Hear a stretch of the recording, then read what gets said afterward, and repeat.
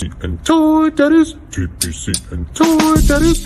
Welcome to the Toy Pick Community Top 10, brought to you by the Toy Daddies.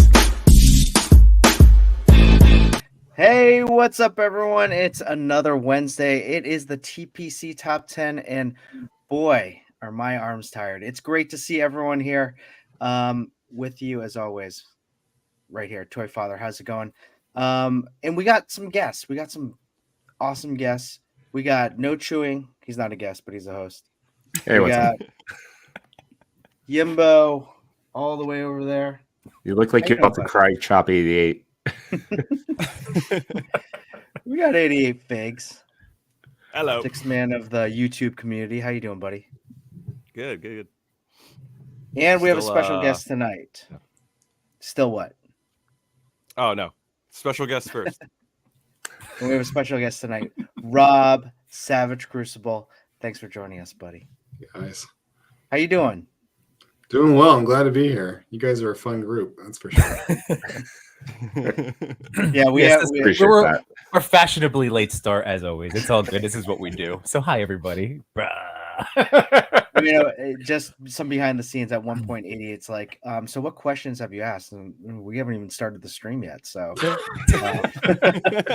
I will take the blame. I'm having technical difficulties. All good. Yeah, it was worth the wait. Yeah. Well, Rob, I want to start out by thanking you. Again, we've been trying here each week to bring not just fellow toy photographers, but also toy makers such as yourself to give us that peek behind the curtain. So we really appreciate you taking the time out of your schedule today to join us. We were very excited to talk about your line and the lore and all those other good things. Oof. Guys, I really appreciate the opportunity. So and I appreciate the other guys like Jason and Dacker that you've had on the show as well. So I know they appreciate it. By the way, I'm just going to throw out the quick little compliment. I think what was real, I mean, I don't know, maybe this could be also tied into the first question, but that marketing push when you sent out the coins and got people talking, that was an amazing, like, I remember distinctly. I mean, it was like Pixel Dan and like all these guys like figuring out. It was really cool seeing like these other personalities out there like, ooh. Thank you. I almost screwed that up too. So some really astute people actually kind of figured it out a little bit. So they were nice enough to let it go on for a couple more days. But that was a fun event. I had no idea if that was going to work, but I had fun planning it and we had fun executing it. Yeah. So Rob, I'm just putting up some of the like products and whatnot of your line and everything. Do you want to just like tell us a little bit like how this started and start from the beginning? I'm sure you're tired of telling us, or telling people, but it would be great to hear all that the whole journey. I mean, let's be honest. It all starts with our childhood, right? So, I was a big Motu fan, Star Wars, G.I. Joe, Transformers. I mean, name every toy line in the 80s, and I at least wanted to buy it if I didn't. So that's really where it started. I was a big Dungeons and Dragons, Conan, Lovecraft fan growing up. I liked the sort of the mystery, the unknown. That was something that I really enjoyed back then, so that mine can be creative. But I think where the idea for an action figure line or thinking that I could actually accomplish this came from MAFC, My Action Figure Customs. And that was a third-party company the website's still up. We don't print anything right now. We stopped over the summer. But essentially, we were creating third-party parts for customizers to create figures that they wanted. And through that, I got to meet a lot of amazing artists, 2D and 3D artists. And we all had these ideas of toys that we wanted, but no one was really putting out. And we're like, well, we're already halfway there. Let's just make our own toys. And that was sort of what started it, just in terms of that. So I know that you can go to the website and you can see all the people on the team. And it is a very, very large team. And I tell people all the time, it looks like I'm coming up with a lot of brilliant ideas, and it's not really true at all. There's just a lot of really talented people that I get to work with, and that's where a lot of these amazing sculpts and the ideas behind the sculpts come from. So it's not any one person. So I would never want anyone to ever think that. So in terms of just like a kick-ass like launch name, Savage Crucible, like I definitely see the Motu inspired piece. Were you the one that came up with like the designs, like everything like that, or how does that work? So certain decisions, obviously someone has to make them, right? And so there's it being a fantasy theme is something that I wanted. There's a lot of fantasy characters that I didn't feel like were being touched on, like, H.P. Lovecraft type characters, Anoids. I felt like Lizardmen were greatly underserved. All we ever got was Lizardman from Marvel, and no one was ever really touching reptilian men. And to be honest, barbarians are pretty few and far between, right? There's a lot of other archetypes that I really love that we'll get in the line, but those are just the main ones that I felt like that were greatly underserved. Outside of just existing IP, we get another Conan figure every couple of years or something like that. So, but it kind of just dies there, right? So there's only so many Arnolds that I want on my shelf. Hopefully he's not watching and finds me, but hey, if he's watching, please. Well, real quick, the funny thing is, If he's watching, please subscribe. Rob, when you were talking about like your team, I was gonna say, didn't Schwarzenegger just put out a book like about the concept that like he did one man, it's a team of people to make anything. I mean, yeah, probably. Yeah. So, but the articulation that I wanted, that's something, it's just like when I started the 3D printing. I did the 3D printing for myself. I bought a printer and we were making sculpts, and I was making them for myself to make my own customs. And just on a whim, I started a website because I hadn't built a website before. And I was like, I'll sell some of these and I'll recoup my money that I'm paying some sculptors. And it just kept getting bigger and bigger and bigger. And that's kind of how that started. So, but the articulation is something that I really wanted. I do like a lot of the figure arts and Mafex. A lot of those import figures have some really great articulation. So I felt like that was something that needed to happen in fantasy. Those really great two-handed poses, like the sword over the head, that kind of stuff. That's what I wanted. And there wasn't really anything on the market that could do it well. And so that's where we started. I also shied away from, I don't want to say, they're all unrealistic body types when you get down to it, but our sort of inspiration was CrossFit in terms of what we thought would be achievable in a body type. And so still very muscular, but just not like, old school 5 points of articulation Motu figures, right? So that's something I kind of shied away from a little bit. And that's the body type, the aesthetic that we were going for. Not everyone agreed. A lot of people on the team are they love the Motu style. They love the extreme exaggeration. And so those are just things that, sometimes it comes together in the ways you want it to, and sometimes it doesn't. But overall, I think everyone's really happy with what it came out.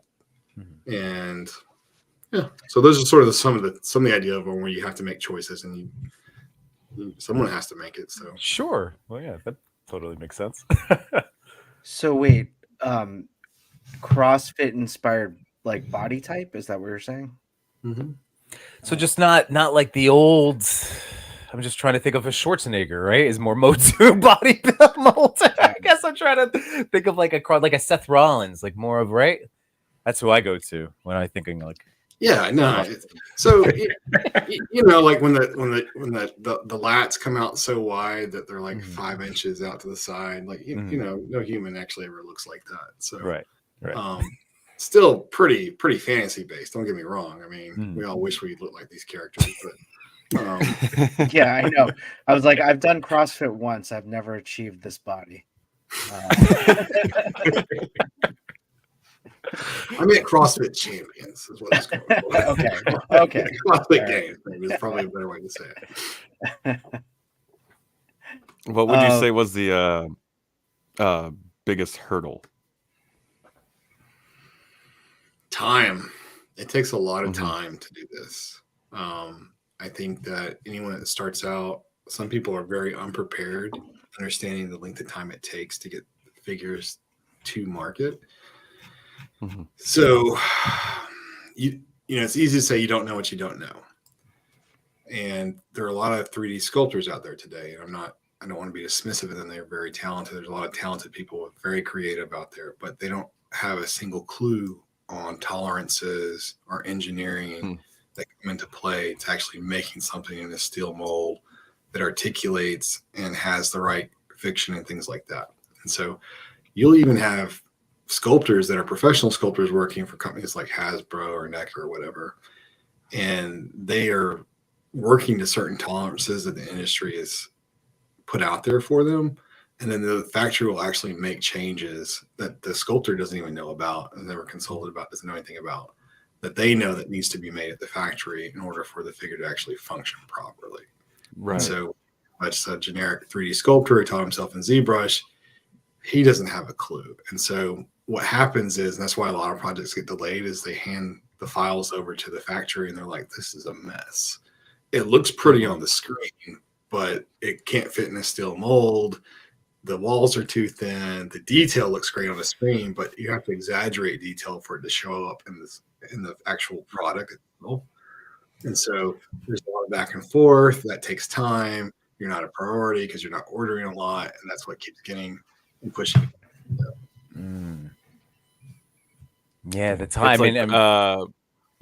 Yeah, sorry. I would imagine it's like you're coming to the front of the line and the factory is the taco truck, and you're just like, here you go, this is what I want, and da. Or you're not sure what taco you want, and they're like, oh, we got a big line, back of the line, like start over. And then once your window of opportunity comes up again, then you're like ready to put your order in, something like that. Well, they got to make money, right? They got to feed their families, and they got to keep their factory moving. So it's not a negative. It's just simply like, if you're ready to go, they're ready to go. But if you're not ready to go, like, all right, you need to make these changes, come back to us, etc.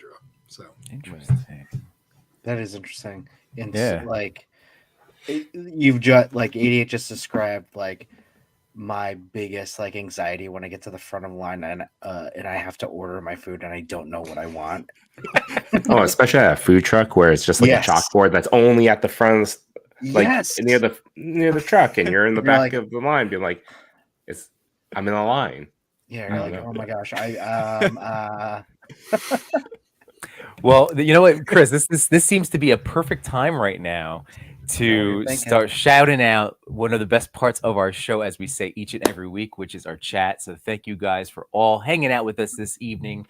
Again, we appreciate you guys spending your time with us tonight. And as you have questions for Rob, please put them in the chat. We will pepper him with your crowdsourced questions, because this is fascinating stuff, like what really goes into designing and manufacturing and getting a toy into our hands.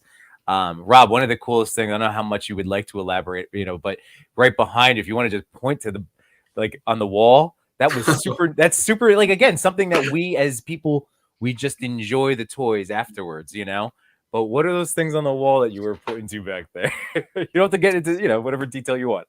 Right. So from here all the way to there, those are printouts of the tooling layouts for Wave 1. So that's a significant amount of plates that are required just to get Wave 1 done. Yeah. And again, we've all been fortunate enough over the last few months to get to this opportunity to talk to people. And it does seem like, that the tooling and everything that is one of the biggest, if not the biggest expense that goes into like starting a new toy line and getting a new figure out there? Is that where the primary expense comes from? It's the largest sunk cost. So yes. Okay. So I said, you guys, a tooling plate's like $5,000 to $6,000 per plate. That's, I don't know, about $94,000 sitting behind me on the wall. Not literally, but visually. And so I would say to just do one figure, you're looking at about $36,000, depending on the, a couple of different factors. But what most people, another thing, misconception people know, you don't get a lot of value out of making things smaller. And tooling is very complex, and what they do is they just send you a bill for the average of what a plate costs, and how much tooling function doesn't necessarily go into it. And so how much tooling function that you have on a plate can dictate how much you can put on a plate, not just the mass that you're putting on a plate. So those are important things to consider. And when we talk about tooling function, if you think of like a shin piece, right? And it has a peg that goes to the top and a peg that goes to the bottom. Whether it's hollowed all the way through, if you think about it, since it's got holes and you know, like that's a hole, well, the pin has to come out to eject the part, because if there's something here to make this hole on both sides, when you take the top plate off, you can't get the part out, right? So you have to have function, and that's what they're referring to, is these pins come back to release the part. And there's another function that pushes the part out so that it can close back again, fill with more plastic, and keep going. So that's 3 different moving parts on one shin, right? And so if you have more complex parts like overcuts or undercuts that can't get out of the plate, that jams up the process, and you know, things like that. Then you get into a whole other aspect of, like, they call them cooling lines. You know, you see on figures sometimes you see like a little line where you can clearly see the 2 plates together. And what that is that's a product of like mass and how much the heat. Also, if the plates were like smashed or something like that. And so the larger the piece of the mass, you can have like bigger cooling lines. And so that's something that you want to take in, because, you know, it can be really distracting from the sculpt when you have that. So those are important considerations and things that you just going into it, you don't know about, you don't know a lot about, and you just have to learn. So well, I'm gonna compliment you again for being a guy that is willing to share. Like that's kind of what we like to do here when it comes to sharing what we know about photography and props and dioramas and all sorts of stuff. We like to share our knowledge, and I think that's, again, that message of just helping one another out and looking after each other. We have to. Yeah, no, absolutely. I think as we were saying, like, we have such a great community. People in the chat, please, we say this every time. You make us laugh the hardest. We don't make the jokes. You guys make the jokes, but please bring in the questions and let us know what you have questions for Rob. Any questions for Rob? I see a great one from Diggs Figs right now. Might as well get that first Laserman reference going for this tonight's show. So Dig Figs likes to, ask the hard questions. What advice could you offer me as an aspiring Laserman toy maker? So just a little. I can't believe we do this every single episode. Every week we do this. It's amazing. Just a little backstory. So here's a little backstory that everyone's heard like a million times, because we do this each week. Speaking of tooling, I'm sure we'll be able to find, because this is a Marvel Legends base. But when I was little, I made my own comic called Laserman, and basically it was a Iron Man knockoff. I shared this once, I believe it was on Yimbo's stream, and then it just kind of took off, and now every single stream we think of new villains, like origin plots. I've already written a 5-page kind of script for Laserman, outlining his origin and some of the major villains that would be in it. But not only that, I spent a couple, I know what it feels like to make your own line. I'll tell you that, because it took me like 5 hours to create this one. Customizing, finding the right body. I didn't bother swapping, but I did a lot of painting. Yeah. So here you go. This is my Laserman concept. So from start to finish, I hope you can like provide me with some. I can't believe you said 5 hours, man. I don't know if a guy with a big L on his forehead is the right look you're going for. I don't know what you mean. It's to signify Laserman. Whatever do you mean? Yeah, whatever do you mean? Rob, you can feel free to tell me, like, hey, that's a great idea. It's a great idea, but maybe you guys keep talking about if it helps Rob. Laser Man has already been pitched bring to this to Mr. life. Stevie. I'm just saying, design-wise, that may not be your best choice. But Well, I'm thinking that, it might be- you know, I think you might be onto something. I think Laser Man needs some lizard men, some reptile villains, because we don't see enough of those. So let's do it. I say a collab. You know what I'm saying? Yeah. And actually, you say that, and that's actually it's something for a lot of indie guys that want to make their own stuff. That doesn't happen more, which is kind of weird. At least in my opinion. There's drawbacks to it, but if you're trying to get your line off the ground and you see somebody else making something that might be compatible, you should lease the molds. Lease them? Mm-hmm. Oh, nice. Is that something that you would like? Have you thought about that, like leasing your molds? Or Well, if I can pop in real quick, just like I saw the one picture of the con, you and Spiro, like that's obviously to me a natural. Like I'm a fan of your designs. Can't wait to get those toys, And then with Spiro, like I have all of everything that's been out. Like I love their stuff. So like I feel like, I mean, from a toy photography standpoint, I can't wait to mash up your universes. But you guys obviously in real life have been teamed up to an extent. So if you want to expand on that relationship. Well, I'll say this. I'll say that when you think about it, like it's cheaper, right? And so like the example of this, Operation Monster Force.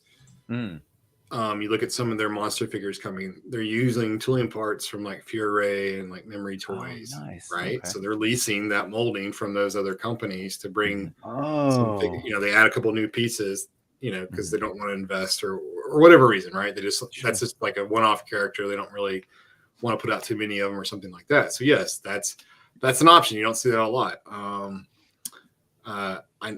There's some characters that you just kind of wonder, like, do you need to make entirely new body? No, there's drawbacks to leasing.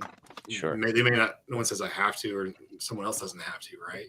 So there's drawbacks to it, but there's upsides to it, especially if you're starting out. So I don't know why it doesn't happen more often, because it just helps collectors. When you think about, like, there's just so much customizing and part swapping going on these days, like, why wouldn't you?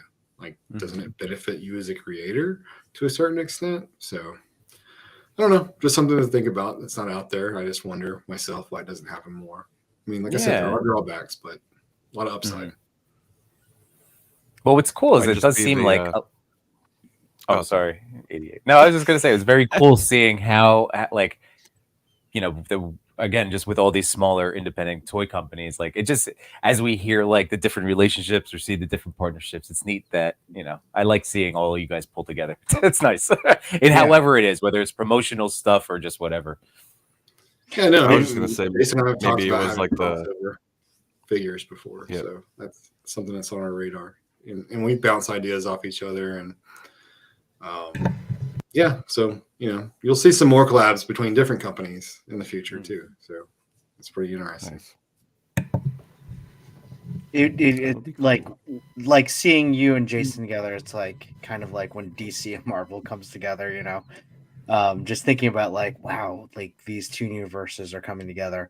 I'm always such a sucker when like two things from different universes come together. For example, my daughter was really into Elena of Avalar, and then at one point we find out that Sophia the First crossed over with Elena of Avalar. It was a big deal in my house. So just letting you know, that's what I think about when I see you and Jason. I was going to go with Batman Wolverine, but yours works well too. Hey, Dark Claw is great too. Totally same vibes. I totally get it. Or Motu and TMNT. They're about. That's like everyone talking about. It's a new line coming out, right? I'm just saying, like that's true. That's true. Yeah, that's true with like Mythic Legion, Cosmic Legion, even Animal Wars of the Kingdom doing a Motu inspired. I always buy those figures. Tanger's a great figure. He's pretty awesome. Yeah. Josh Brown, I would imagine leasing would be much more common among the indies. I wouldn't see Hasbro or Mattel sharing molds. I don't think that's true. I agree with that to a certain extent. Yeah. Canadian come up with an intro for the Laser Man cartoon. Yeah, they want me to narrate your. Oh yeah, dude, you have a Yes. great voice, of course. Or do the music as well. Set the Yes, set the Right. soundscape for the Laserverse. With each live, this becomes more and more. It's world building. manifested, right? Yeah. It only comes In every 1% definition of the worse word. every day. Rob, in terms of what I really enjoy just hearing you talk is like the process itself. Like for me, I'm getting the vibe that you love to dive into how something is made, how to do it, not necessarily the right way, but find ways to make sure that it is the most optimal product.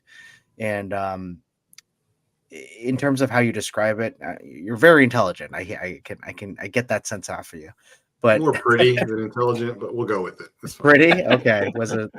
But what I really appreciate is that on your website you have like the countdown or count up from when the Kickstarter started to now. Not many companies really do that at all. To kind of show like, listen, I understand the wait is long, but I'm reminding you that I'm doing my best to get it out. No, I appreciate that, and everyone on my team knows that I don't give I don't care for yes men. I don't have to like your opinion to respect it. So, and I value different opinions, and I definitely want to be held accountable, especially when I tell someone I'm going to do something. I'm quite simple in that, it's real, say what you do and do what you say. It's not a real hard concept. It's probably hard to do for some people, but yeah, I wanted the clock up there, and it was really important to me that people understood, because I don't, as a collector, and once again, people think that I'm going after one specific company when I say this, and it's not. There's so many companies that do this. It's just gotten out of hand how long we put up money for pre-orders and people hold on to our money. And so when you go back and you look at how much money you have outstanding on pre-orders going over 2 years, it's a ridiculous sum of money that companies are holding on to. So that's something I didn't want to do. Kickstarter was a little bit different in the sense that I was sort of between a rock and a hard place, putting up 3 waves, because I wanted people to understand that this wasn't a lizard line. I mean, we all know like a lot of fans only have attention spans because there's so much out there, and they just say, oh, well, I'm not into lizards, but they might be more into Cthulhu stuff. They might be more into the barbarians. And so I wanted to show the whole depth of it. But that's just something that's really important to me. Understanding and planning ahead and taking the risk as an owner is something that I'm willing to do. And I don't know why other companies aren't more willing to do that themselves. I love the idea that you hold yourself accountable and just making sure that, it just shows that, you're willing to go as far as you can to make sure that the product gets out there. Yeah. Well, one also, thing I did. also just him. Sorry, real quick. Also, just Rob, you just talking in the sense of seeing ideas that you would think is a great idea, but no other company's doing it, and the fact that you're just going for it, like you're changing the game, and that's who knows, like that could be like huge, like, so it's, I guess I'm just giving you your flowers for going for it, I appreciate it. I don't know that I'm changing the game. Bobby at Valverse Action Force, he started to where he doesn't even put up a lot of pre-orders. Like he's just showing up with his figures. Yep. Which is, I know that some people don't always agree with some of the things that Bobby says, but that's a really big deal for an owner. Yeah. To just go ahead and put all his money back into it, produce an entire wave, and not have any clue on what the demand is for it. That's a huge risk. He doesn't, he's just one man. So that's really big. That's a big deal. And I think that some of these other companies that are doing this that are way bigger makes me really question. Like there's one company got a $25 million infusion this past summer for selling stock. So where does that money go?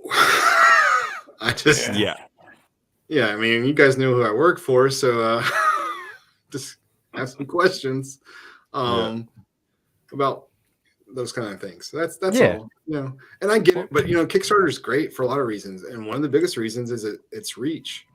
If I was to put up Savage Crucible on my own website and just do pre-orders from the beginning, it wouldn't have had nearly the success that it had that Kickstarter has. So there is a certain approach to doing Kickstarter and these sort of big backer things to draw attention to a project. But at a certain point, you have to say, all right, as an owner, you're supposed to pony up your own money. You're supposed to really believe in something. And so that's part of the game. That's part of the risk. Well, it's like I think Chris mentioned before, but again, the passion comes through. It's the fact that you are one of us. You are a collector. You keeping all of this in mind, which I think is, it's great to hear as just a customer of somebody who wants to own these things. It's great hearing that. Endless Fables did have a question. Those pictures of the Lemurian legs show how flexible they are. I figure that can crouch. My question is, where would we be able to find them in the world? Sea, desert, jungle?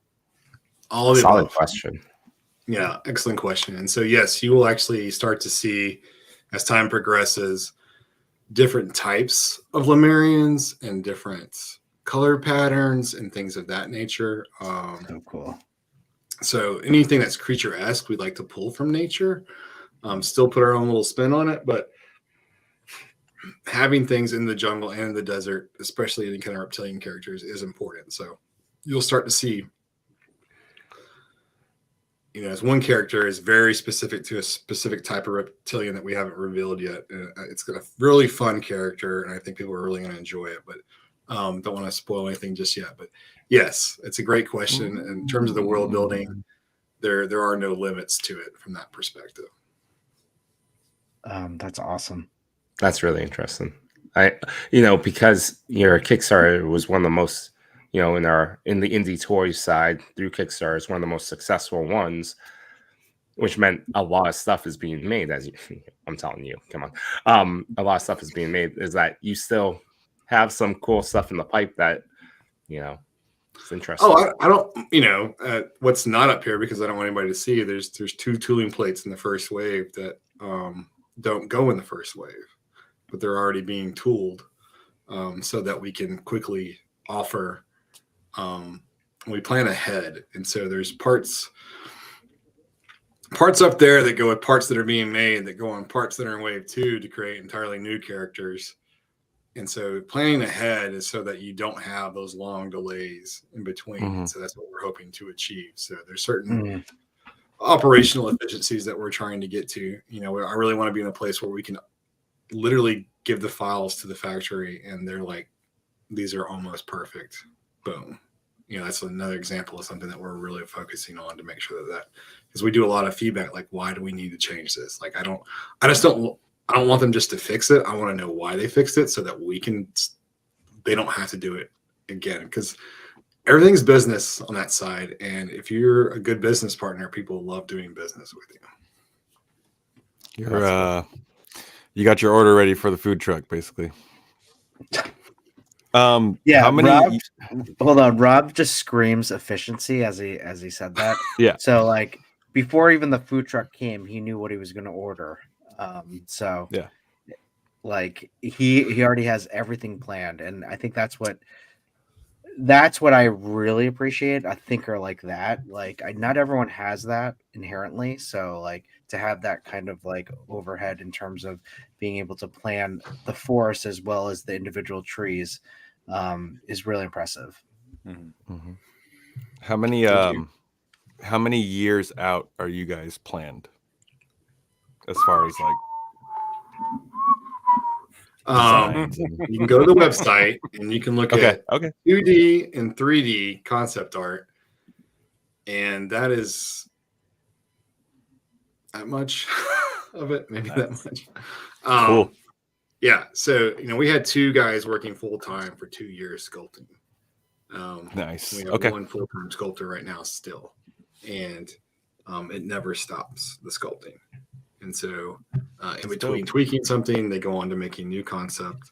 And part of the reason why we're not releasing the entirety of what Wave 4 is going to be is so that we're flexible and we can make adjustments. If I can do a great job of, if the demand's there, then we'll keep coming out with entirely new characters, and I have no problem reinvesting all the money into tooling. If the demand is sort of average, then we'll change and we'll reduce the amount of tooling to a certain degree, and we'll keep mixing in new parts in every wave. I'm not a fan of just reissuing an entire figure that you've seen before, just in a repaint. That doesn't appeal to me as a collector. There are instances where I'm okay with it, depending on the character, and if it's like a con exclusive or something that it's like it doesn't kill you as a collector if you don't get it, because you're like, oh, I got that one already. It's fine. I don't need the neon green one or whatever. Like an anniversary fig or something like that type thing. Yeah, exactly, things like that. But I don't like reissues. As a collector, I just don't. Right. Reusing parts is great as long as you bring in new parts. And I think there's a smart way to do it, to invest to where when you do reuse parts, it still feels very fresh when you add in new parts. So this goes back to like planning ahead. So, making heads that match the armor sets with Wave 1, Wave 2, and Wave 3 that you can mix and match with different body types moving forward makes those not seem reused. Because if you think about it, let's just say in Wave 4, I use one of the armor sets from Wave 1.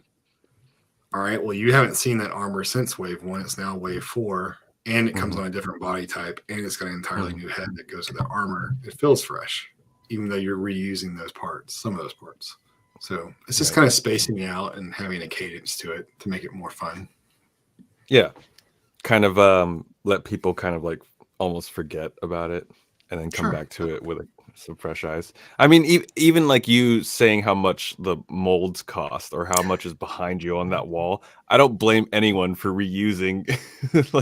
Even Hasbro, as much as they're shoving it down our throats, like with reuse of molds and stuff like that. But it makes sense from a financial and business standpoint to continuously use the molds that you paid a chunk of money for.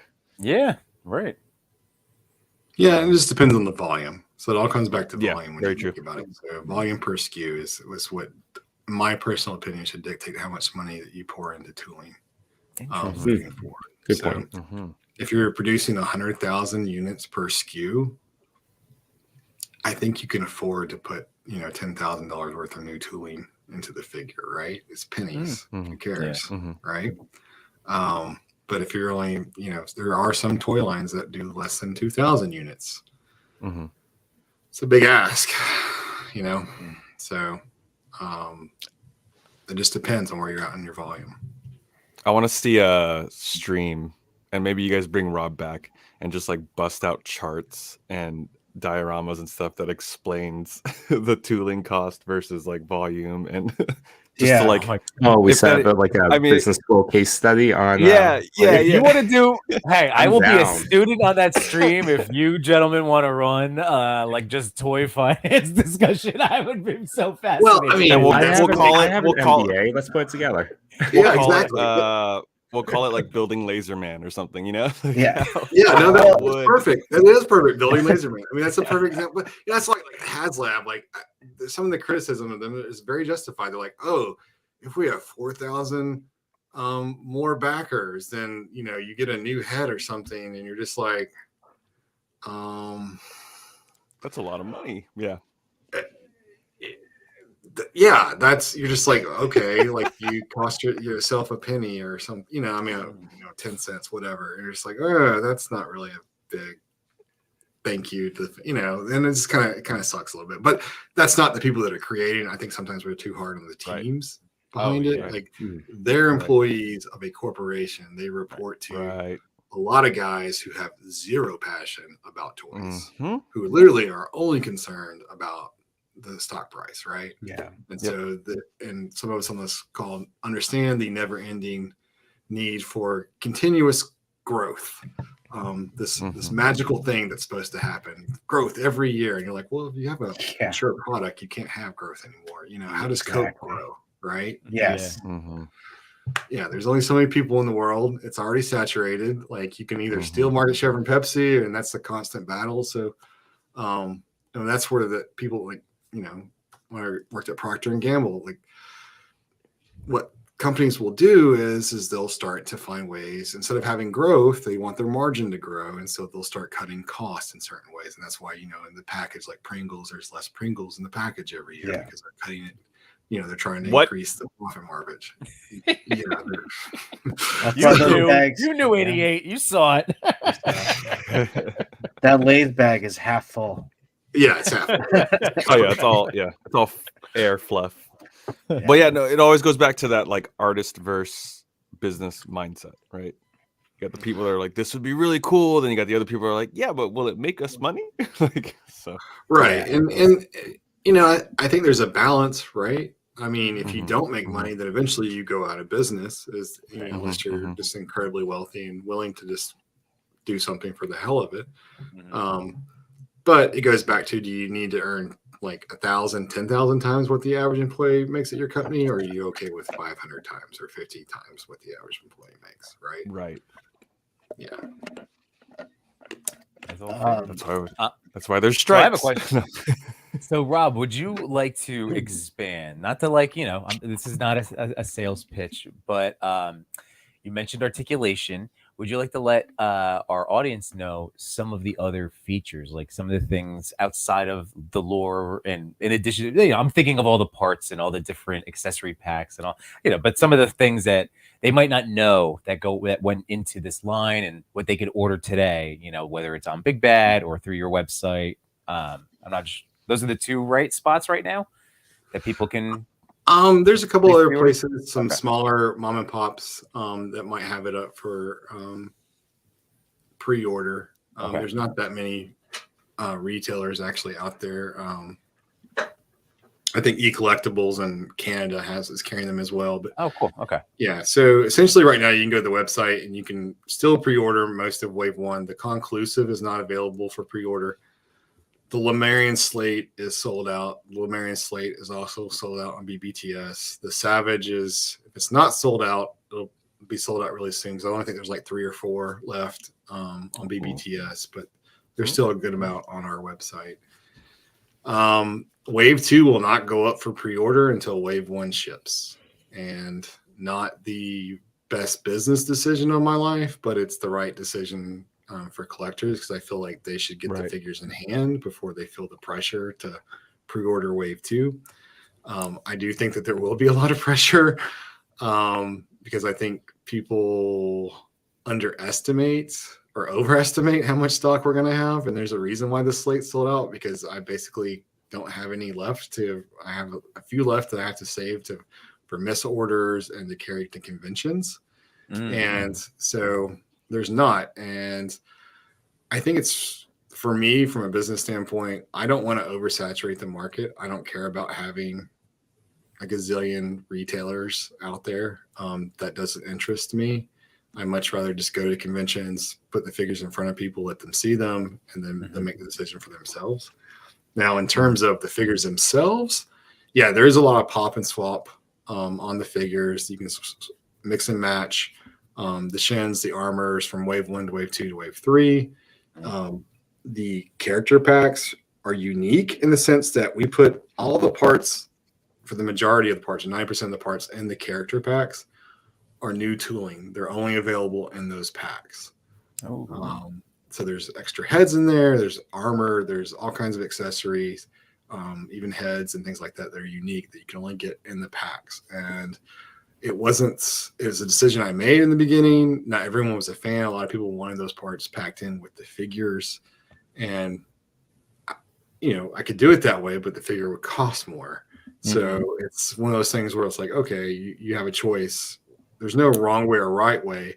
But at the end of the day, it was also about waste. And it's not because I'm that sensitive about waste, but it was just like one of the things where I hate getting so many extra parts with my figures that if I buy 3 and they come with 2 extra heads, then I have 3 figures and I've got 9 heads. What do I do with literally 6 other heads, right? Like they're just gonna sit in a drawer or something. And so I was trying to come up with a way to make that not so blatant for everybody. And so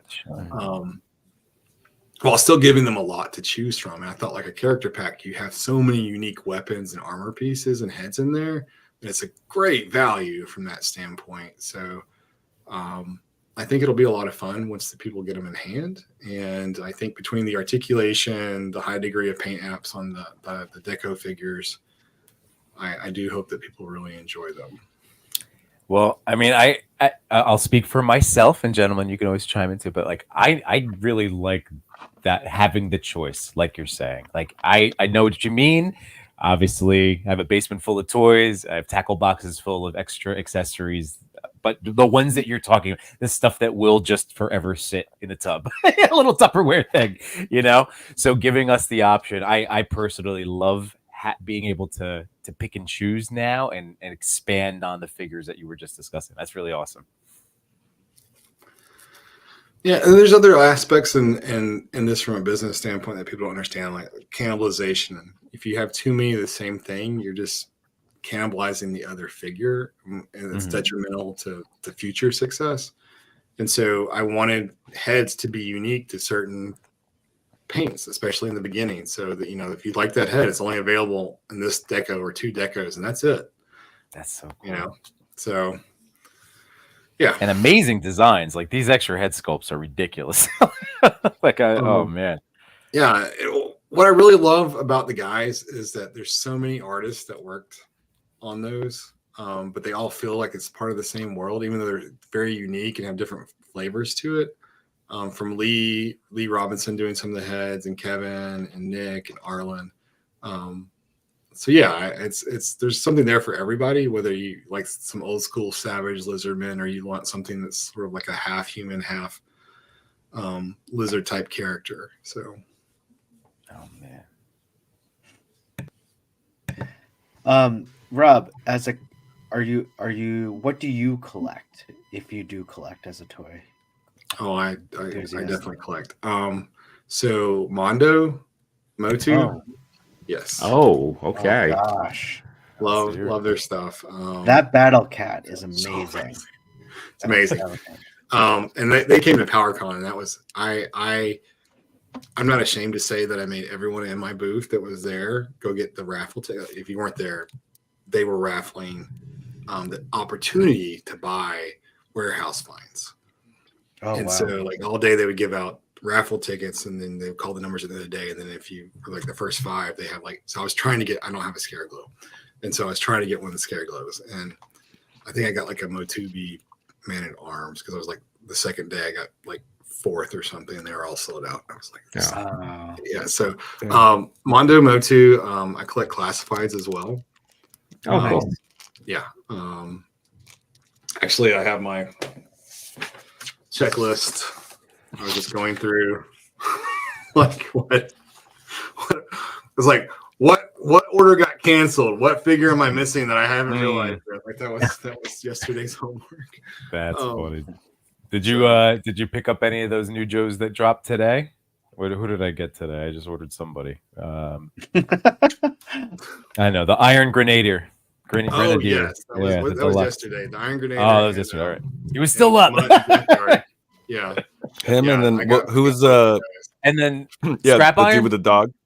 Is that Scrap Iron? Is that his name? Metalhead. That's it. Metalhead, and then Mutt and Junkyard and Mutt. Oh, that's right, Junkyard. I need to get those 2. I pre-ordered the Vamp. Oh, I did too. Oh, nice. I did. I got car one. looks, yeah, the car looks great. Did you back the Hiss tank, Rob? I didn't, but I have one. I bought one for cost from somebody. So I it was really well. He's a good guy in the community. So, and then he was getting out, so I bought his entire collection. But I did back the Dragonfly. Thank you. I'm really looking forward to the Rattler HasLab. I think that'll be a lot of fun. So nice. Definitely hitting their stride. I'm amazed at the amount of stuff that they're putting out. Too much, actually. I think they're putting out too much. A lot. I feel like every other day there's something arriving at my house that's classified. Yeah. Well, I can't wait for that his thing. I don't know, So- champagne problems. You got too many good toys. Well, you know.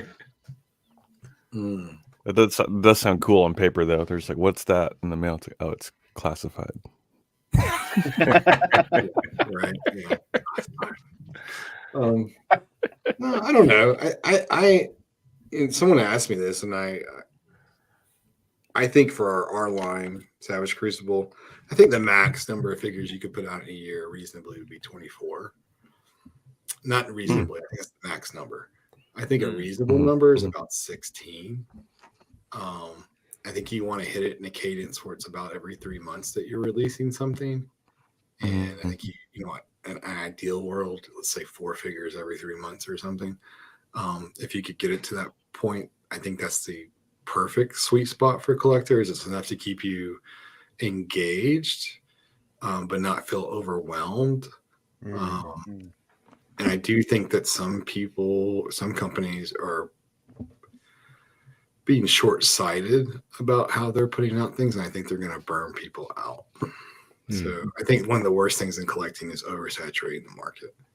And I really do hate what is happening with, you know, I get Hasbro. I get some of what's going on at Hasbro, but I don't care who you are. It burns you when you paid full price for something and someone got it for $6.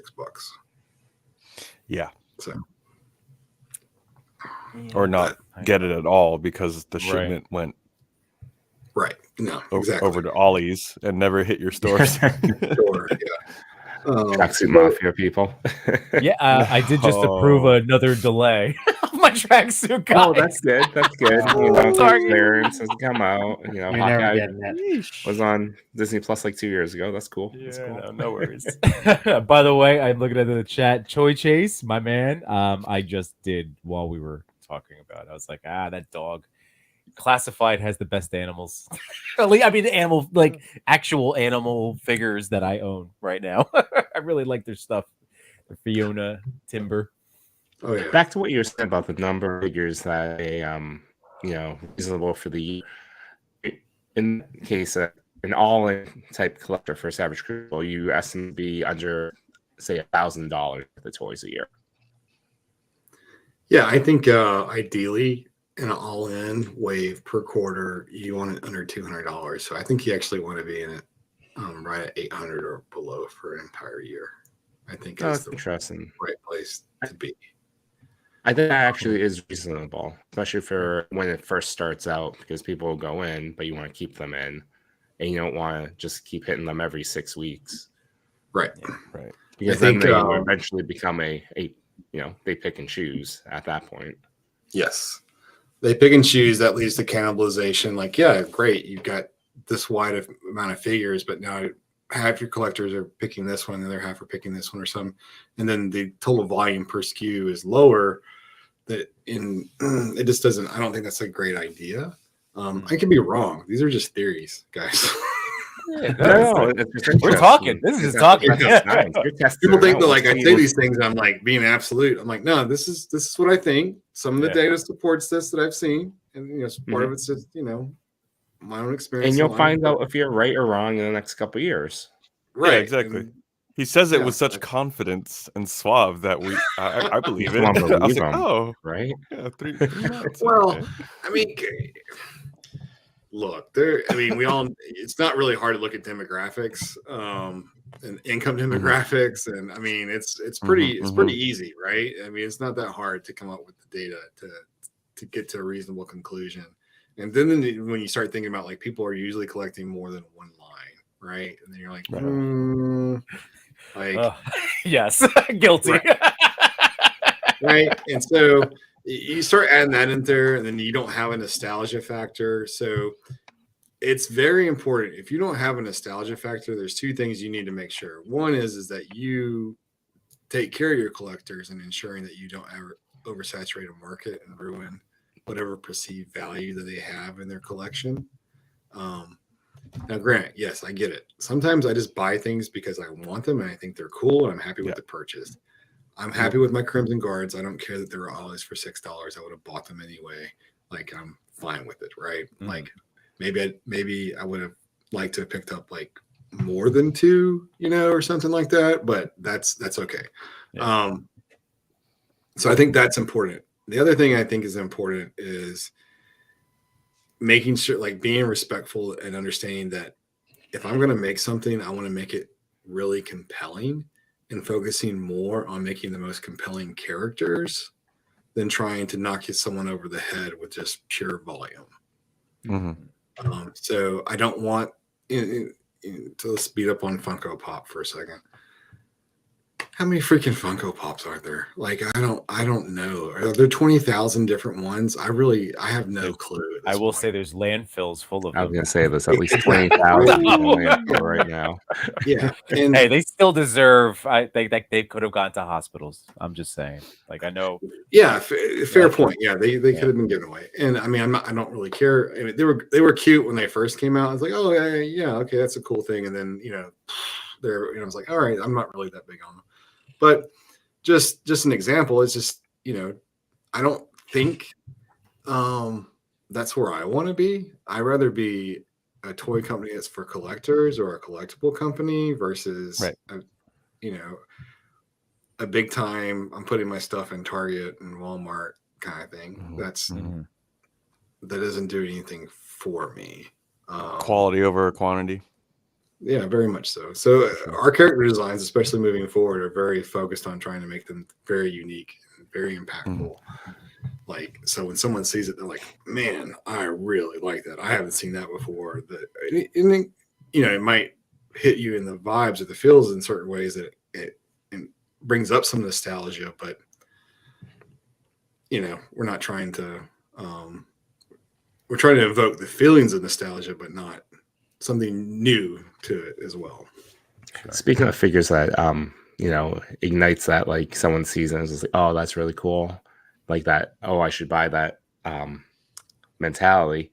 How you probably can't answer this or shouldn't answer this. How long do you have to wait for that shark humanoid action figure? Because that would I just saw that. I was like, I know shark cool. People. Well, it makes sense. Lizard people, now we have shark people, but that's one that I absolutely want. Why hasn't someone done a Street Sharks line? I know that 5K is isn't it Fury? They're doing the sharks. Yeah. And I know that Jason said that they're different. Jason, the guy behind that, he said that they're going to be bigger because the ones that I saw in person were too small. In person, they were underwhelming. Great detail, great paints. They're just if you put them next to my Piranhanoids, they're like equal in size, if not slightly. Piranha slightly bigger, so they were too small for my personal taste. But he did say that they're going to be bigger, so I was happy to hear that. But yes, so I can't tell you when that's going to hit. So as we get closer to Wave 3 being in people's hands, then we can have that discussion. There's, like I said before, I want to be flexible to demand and what people want. And I'm just like everyone else. I want everything right now. So many characters and character types that I want desperately. But so you heard it here, guys. Wave 4 shark guys. Use hashtag shark yes. Back in 2 years, guys. You heard it here. Tag anything tonight. Tag every Savage Crucible photo. Hashtag shark yes. I will also though throw my name into the. I caught that shark picture and went, ooh, yes, so I'm there. Yes. Right. Yeah. Have you guys thought about or planned, like, I guess, vehicles or animals that, like, a pterodactyl that they would like ride, a battle cat? Mastodon. Yeah, like just crazy big scale. So, right. What can I say here? Two thoughts. Can you say? Two thoughts. One is you said so much already.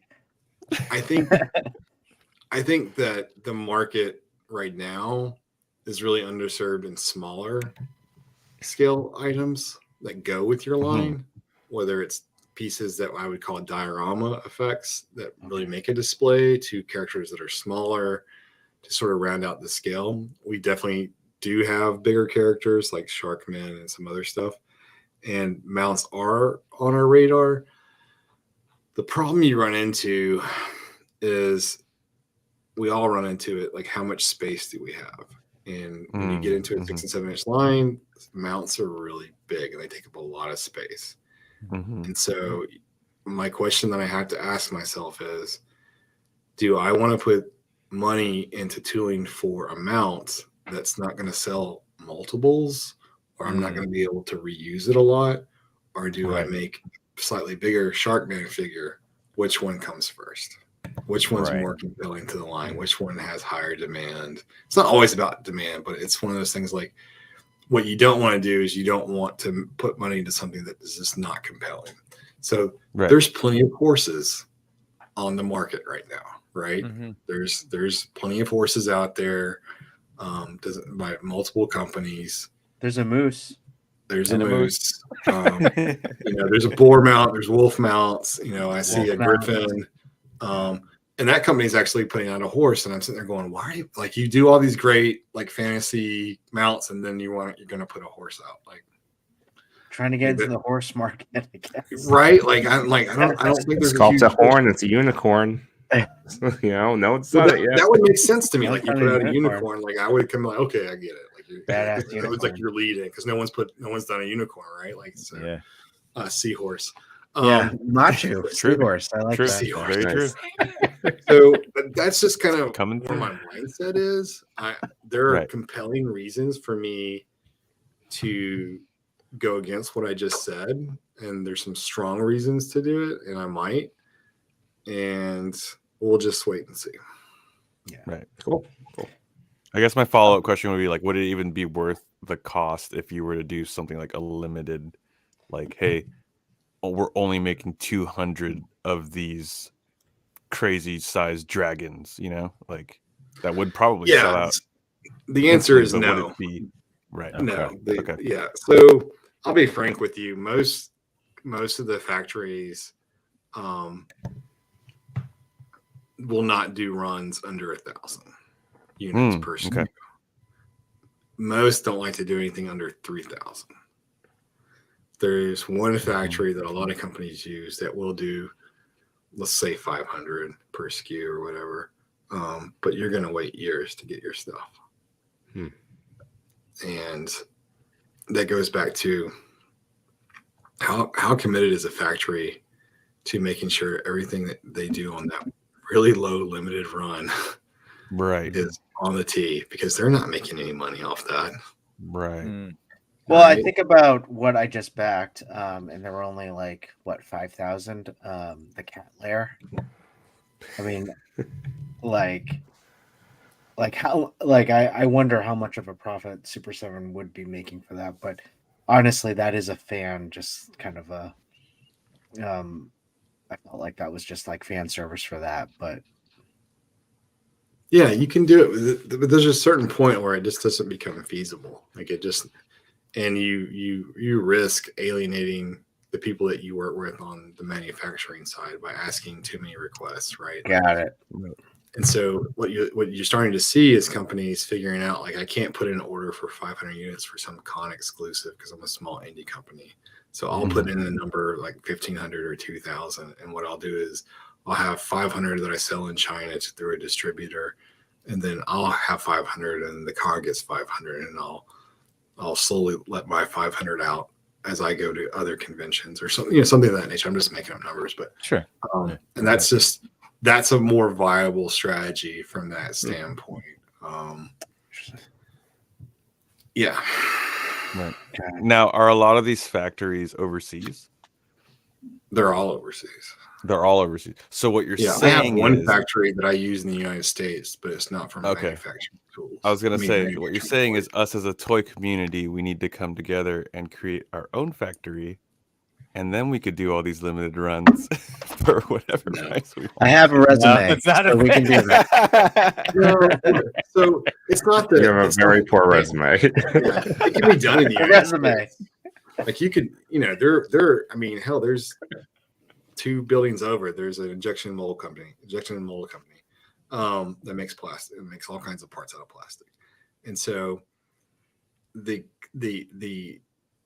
making the steel molds can certainly be done. Injecting them in plastic can certainly be done in the United States. The cost will be higher, but where China excels beyond just the expertise and understanding joints and things like that in the toy industry is that the labor they have for painting figures is where that's their bread and butter, right? Like they can do, like you couldn't do that in the United States. You couldn't paint toys in the United States. Can you imagine trying to get laborers to paint eyes in a factory?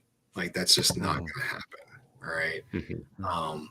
And so what some people have done, I know in the 5POA community, the old school Motu, what those guys are doing is they've figured out how to make certain parts, like just have arms and torsos and legs made, and then they make they put those parts together in a special combination. They call it a limited exclusive, and they'll sell 200 of them, like some old school Motu figures, that kind of stuff.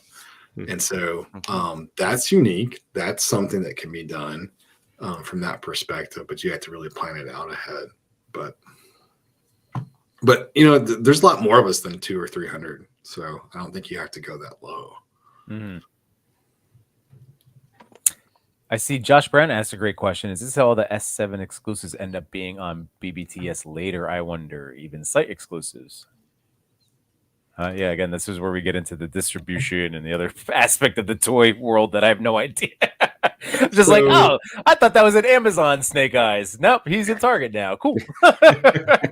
So there's a lot. I don't know. I don't know anything about Super 7's distribution. I can tell you this. I can tell you that from my perspective, what I've been told, I shouldn't say I know, but what I've been told is that BBTS also has distributors in China.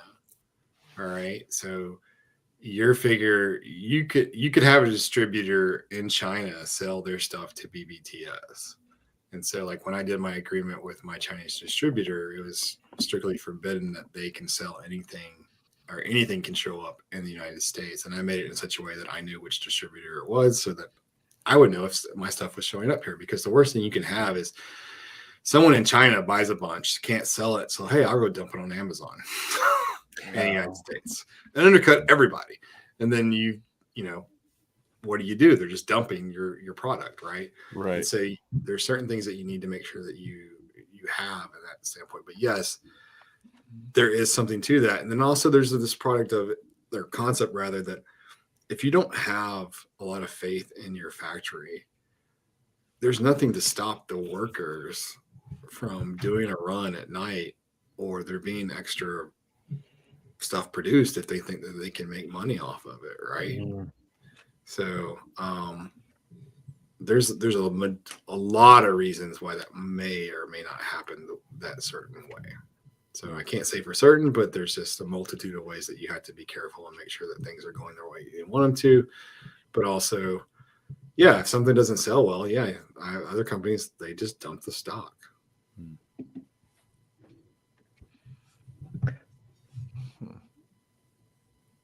Sorry, you look like you're about to say something, Chris. That's why I'm just this pregnant really pause happened for a second. I was just thinking about how to I'm just thinking about if we had any other questions for Rob, and then if we want to go and talk about more about Savage Crucible, and then also thinking about the top 10 too. So I'm just thinking about the agenda, guys. That's all. I feel well. Again, chat, just by all means. I mean, Rob, I've been loving everything that you've been sharing with us this evening.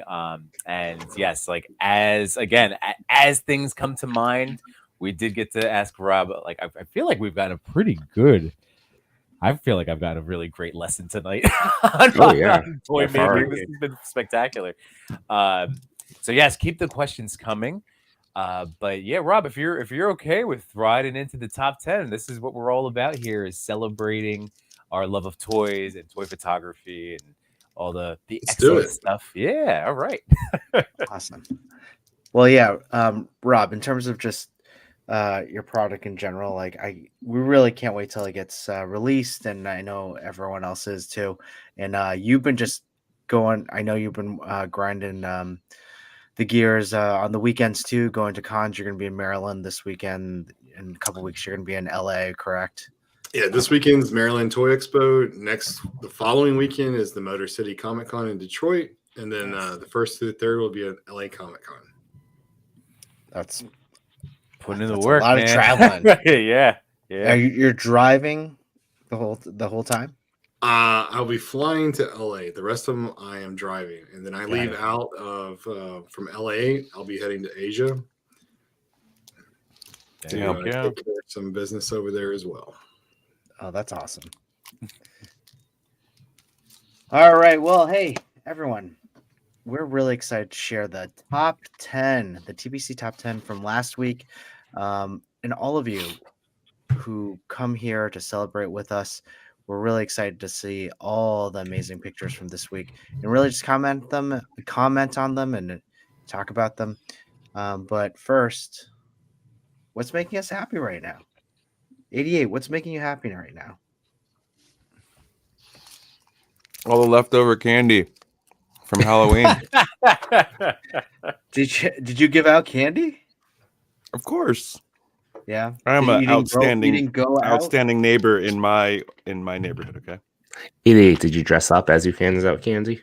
Yeah. I didn't. The Spider-Man costume didn't work out, so Wait, what did you have planned?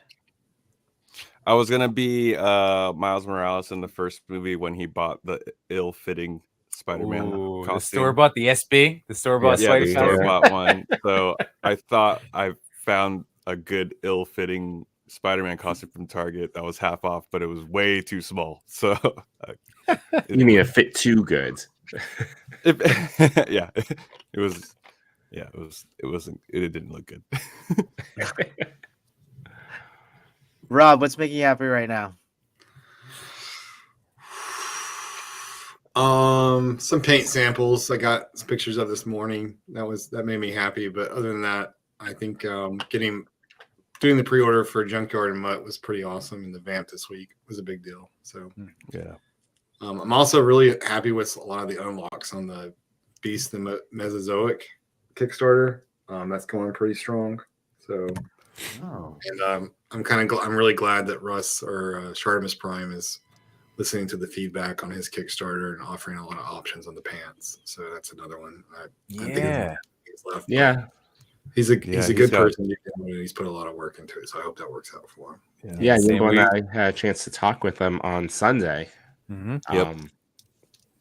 And that's where we also knew, like, when he was talking about his prototype that was the most expensive toy. Please be okay, as it was shipped around. It actually got shipped to me, and I brought it to PowerCon. Like, he was like, "Oh, did it really? Wow!" Nice. He was texting me. He's like, "I'm here." I'm like, "Dude, I am unpacking. I know you're excited. Can you just give me like an hour, like 90 minutes? Okay, like I've driven 12 hours. Like, just I hear you, bro. Just please." He was like a kid in a candy shop. It was sure. Yeah. I believe they just crossed over the or he just crossed over the 53% fund like Kickstarter goal line. So there's still 2.5 more days, and hope he sees a big climb over the next couple. And that's been what's so cool over the last few years, and really as people have to make like tougher decisions about what they're bringing into their houses, what they're collecting. I mean, this is why we love to be a place that really highlights the work that people like you were doing, Rob, because it's special and it's awesome to be a part of that. So it's very cool. Yeah, and exactly what you said. He's listening to the community. I bought a 2-pack. Primarily the tipping point for me was like, oh, black pants. I could do. I want variant pants too, brah. I feel like a basic, but it was just like, yeah, black pants. Yeah, me over. No. What's making you happy, No Chun? Last night I got a email from Hut or Sideshow that the wait list for the new Groot that's coming out this winter. I was waitlisted. They gave me a window to join in on the pre-order, so I did that last night. It'll be my first Hot Toys. That's a great one for you. I think you're gonna have so much fun with that one. Yeah, I'm kicking myself a little bit not to buy the deluxe version for Baby Groot that came. I with thought the you pajama. did. No, I went with the other one that was like $60 cheaper. I was just like, I don't know if I need him to have his pajamas for $60. Oh, come on. I know. Should have. Yimbo? Oh man, Halloween yesterday. That made me happy, dude. It was really cool having my kids, like they're 4, so just being able to be more active. You know, like last year was more of getting worn out after a few has, but this was like we got to do a little lap, and it was just so neat. And I just, Nice. but this is the daddy and the toy daddy. It's just that like my kids made me happy. That should be a good. So there you go. Did you go as my little real life? What's up? Did you go as your eighth grade self? Yes. So I did go as a middle school student to to work yesterday, and Nice. it was my loving tribute. It was not done. It's me, guys. So I wasn't being mean or a jerk about it. I studied. I learned as many new slang terms as I could. So for real, that's a slam dunk. But she left no crumb. I had to learn that. The teacher actually learning the stuff. I don't even know what that means. Gat. You learn what gat means. I didn't say. I'm saying that to you guys. I didn't use that at school though. It doesn't mean get your act together. Okay. But yeah, bet I still mix up cap and no cap. But yeah, it was fun. It was a good time. The kids appreciated it. Oh, jeez. So yeah, that was big. All right. I had to do a reverse lesson at work today. I'm sorry if you guys aren't fans of the band Blink-182, but I love all they ever Blink. do is Wade, all they ever do. I've seen him in concert. All they ever do too. is play hip hop and stuff, which is fine at work. When I was like, hey, someone needs to give me the aux for like 40 minutes. And they're like, why? What are you going to play? And I was like, we need to play something else. And you guys need a lesson in Blink-182. And like half of the employees were like, who is Blink-182? And I was like, I hate you guys so much. So we played the new album, and you're starting to see. Album? Yeah. They Oh, dropped you it, haven't think, heard? No. like 2 Oh, weeks it's ago. good, a week Chris. ago. It's All great. It hits the nostalgia factor for real, but it's Mhm. more grown lyrics, obviously. I'm yeah. sorry. So, yeah, no, it's not that. It's not the greatest album, but the it's same kind of definitely- vibes. You're not wrong, but Yeah. But anyway, it was. I'm seeing the shift of like it's almost like hip hop is becoming like disco now, and like where there are artists that still are coming out and catching that wave of kids. There are kids out there now that are just like amazed that you could play guitar or drums or whatever. So they're like shifting back into that scale, and I'm just like, oh, finally, like live Going musicians back, are yeah. gonna get are Yes, coming the back. garage bands, the return of the garage bands. There you as go, know, 88. Like we need. Yes, that's. Yeah. I feel it. yeah, Well, even just a in- revolution. Yeah, even in my experience, whenever I'm setting up my amps and my drummer's setting up his stuff at shows, at a hip hop show, like you have people in the audience that are just like, wait, what are you guys doing? And I'm just like, dude, what? This is how it started before the sampling and the okay. All right, yeah. Yeah. Idiot. I was in a garage band when I was in high school. It was great. I could see it. What'd you do? I played bass and I sang. I sang. Hell yeah. In a short-lived Did you really, Emma? bass. It was a basement band. So yeah, 3-piece. I sang. Faith was my big hit for the 4 friends that would sit in the basement and listen to us. Which Faith? Hell yeah. I guess it would be nice, Yeah. but I would do the no. Limp Bizkit or Of course, George The- Michael. No, no, it was Limp Bizkit. Come on, But Yimbo, you joke, but it could have gone either way. that's true. Fair. it really could have gone either way. Well, yeah, just like Yimbo, I'm also very happy with Halloween last night. Got to go. It's one of my favorite times, just going out with the kids. I think this actually might be the last time I go out with my oldest. I was gonna 'Cause I say, know she really wanted to go out with Aw. her friends. So Oh, that made me really no. sad. sorry, buddy. Yeah, I that made me really sad. know. But this was my costume from Halloween. Did you walk around last night like that? I did, and let me tell you, it's really tough walking around in a costume like this. I'm proud of you. It was 37 I- degrees last night. Well, You're dressed yeah, up as a chicken.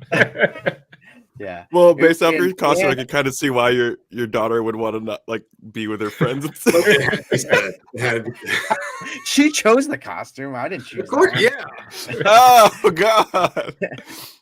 But on the flip side, Saturday we had a trunk or treat, and it was 80 degrees here, and I had to wear that, and I was just sweating. Like, so there was no reprieve on Damn. what the weather here. So, but hey, I went with I'm the also most happy- low-key costume for Halloween. I sent it to Yimbo and Chris. It was just I had black pants on, black shoes, and a black t-shirt, and just I made a shirt with my cricket that said "I'm Knuff," but it was also 37 degrees last night, so I wore a winter coat. Oh, did you really? Yeah, it was super cold. It was freezing. Yeah, it was freezing. I thought you were giving out candy too. No, screw that. And finally, it's great to be here. This is all you guys making me happy. Having Rob here, having 88, and always hanging out with Yimbo and Nocho and everyone in the chat too. I saw Unworthy says candy is making me pretty happy right now. Yeah, nice. And please let us know what's making you happy in the chat. Love to hear. And real quick, I see a perfect opportunity for a quick plug. 88, because Machu tour, our boy Machu with the new band 88 and the Toy Daddies. But for real though, where can people find your musical stylings? Quick plug. The link in bio in my Instagram, 88 Figs. The band is called Confair and the New Creatures. We have 20 minutes worth now of a set, so I'm getting closer to the 30 before I can start pitching it to bars and I don't know, friends' basements. Go stream. I stream them on Apple Music. They're there. Yeah, they're there. Thank you. Go stream. I remember I added you to some of my Spotify workout lists, and I told Nice. you. I think I told you I was running 5K at one point, and then all of a sudden one of your songs came on. I forget Called which one Running. it was. Yeah, Running. screenshotted it. Yeah, that's right. Thank you guys for the 0.0001 cent that you contributed to the band. Is that what happens? Is that how you get? Something like that, like per 5,000 streams? You It get. It is totally changing the payment structure, so you may get nothing. Yeah. Oh, that's pretty awesome. All right. Hey, let's get back into the top 10. Let's start with our secret hashtag. Secret hashtag was TPC_HasLab. It was yeah, absolutely. It was inspired by or set the week that we had Mr. Stevie, the lead director at Hasbro for Marvel, and it's the second week in a row that it's just letters. No, there was no HasLabs in any of the photos. We scoured, but that's all right. So the one I picked was by Citizen 4. It's this awesome Mafex Gambit shot of him throwing his jacket behind him. I think the lighting came out great. I think Citizen 4 is actually watching right now. So congrats. This will be featured. This one as well as the other two will be featured next week on the TPC Instagram page.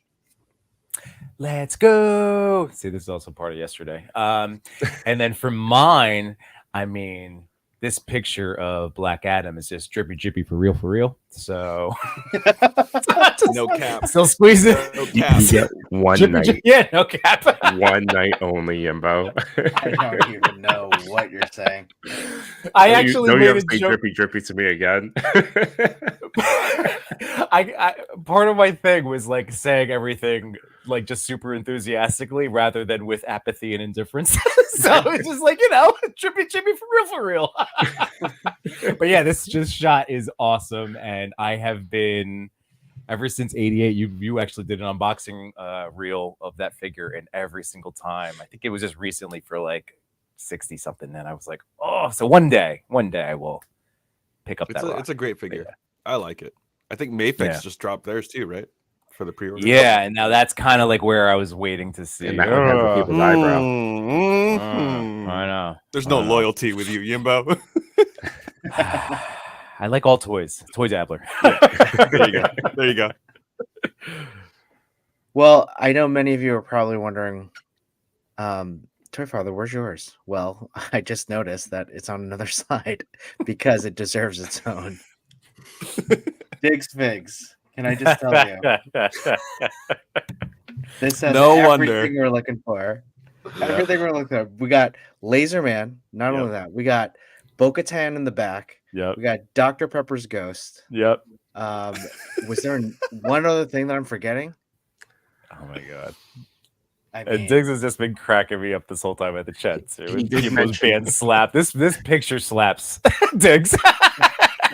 I think there's a slight tilt, but A little tilt. Is it a oh, little? little touch I crowd. was talking with Diggs Figs a little bit via chat earlier, and he said, "Oh, I could have went all in and did Edge Sheeran." Oh my god. Yes. I said, "Only if you got Edge, the wrestler, with a guitar." Would- Oh man, that just changes that. Whole and that thing. little atmosphere aerosol where it covered everything that we do on the show. Oh my Yeah. god. Oh my God, this is fantastic. Diggs, So, this yeah. is so awesome. So thank you for Great. it's just great. It's so great, Yeah. Ryan. It really, like, honestly, this is where I felt like, wow, we're really doing something. Wow. We did it, And Diggs. that Almost included what's almost making us there. happy. I just couldn't believe it. So thank you, Diggs. This is great. And the secret hashtag for this week is, oh my God. TPC. Oh my underscore gosh. laser, man. Drive it home. Let's do it. Just Let's building just off do the it. momentum. No, I really hope we see a lot of Laser Man picks, and I not mean, just now I gotta random do one. picks with- Now I got to do Yeah. one. You do. You have to reciprocate. I gotta do one. Yeah, if you feel so, do a Laserman inspired photo. But again, these are just letters. Just that you Just type them in underneath your photo. We're gonna search that bank, pick 3 more photos next week as well. awesome. All right, let's get into the top 10. Number 10. Lights, camera, action figures. Ooh. Oh boy. So I'll kick things off. So just unbelievable work here. I mean, this is something I don't even know, man. That I think the thing that caught me right off the bat was the heat claw kind of Yeah. vibe going on. Mhm. And then I love that red gleam in the eyes, and then just kinetic action. And I'm gonna stop because I don't take all the compliments. Rob, what do you think? Are you a Wolverine fan? I am a Wolverine fan. I'm really interested in the purple that he's getting coming off the heat on through the leg. That's a neat effect there. Yeah, and there's a great, the red eyes, but it's also the belt buckle that really helps bring that in. So Oh yeah. Good call. Guys, just jump in. This is a great photo. No, love it. Big fan of this photographer. The poses, strikes just right. Love it. I don't know what figure this is. Hopefully we find out. So we but- will, because I have answers from George. So Lights Camera Action Figures. He is again Drip, drip, whatever. What is it? The- Drip, the drip, giggle, drippy giggle. drippy. The drippy drippy. Drippy. It's drippy drippy. And Drippy, drippy, giggle, giggle. But seriously, like George knows The giggle, exactly what he knows what he's doing with creating poster-like quality toy photography. He adds like such incredible realism.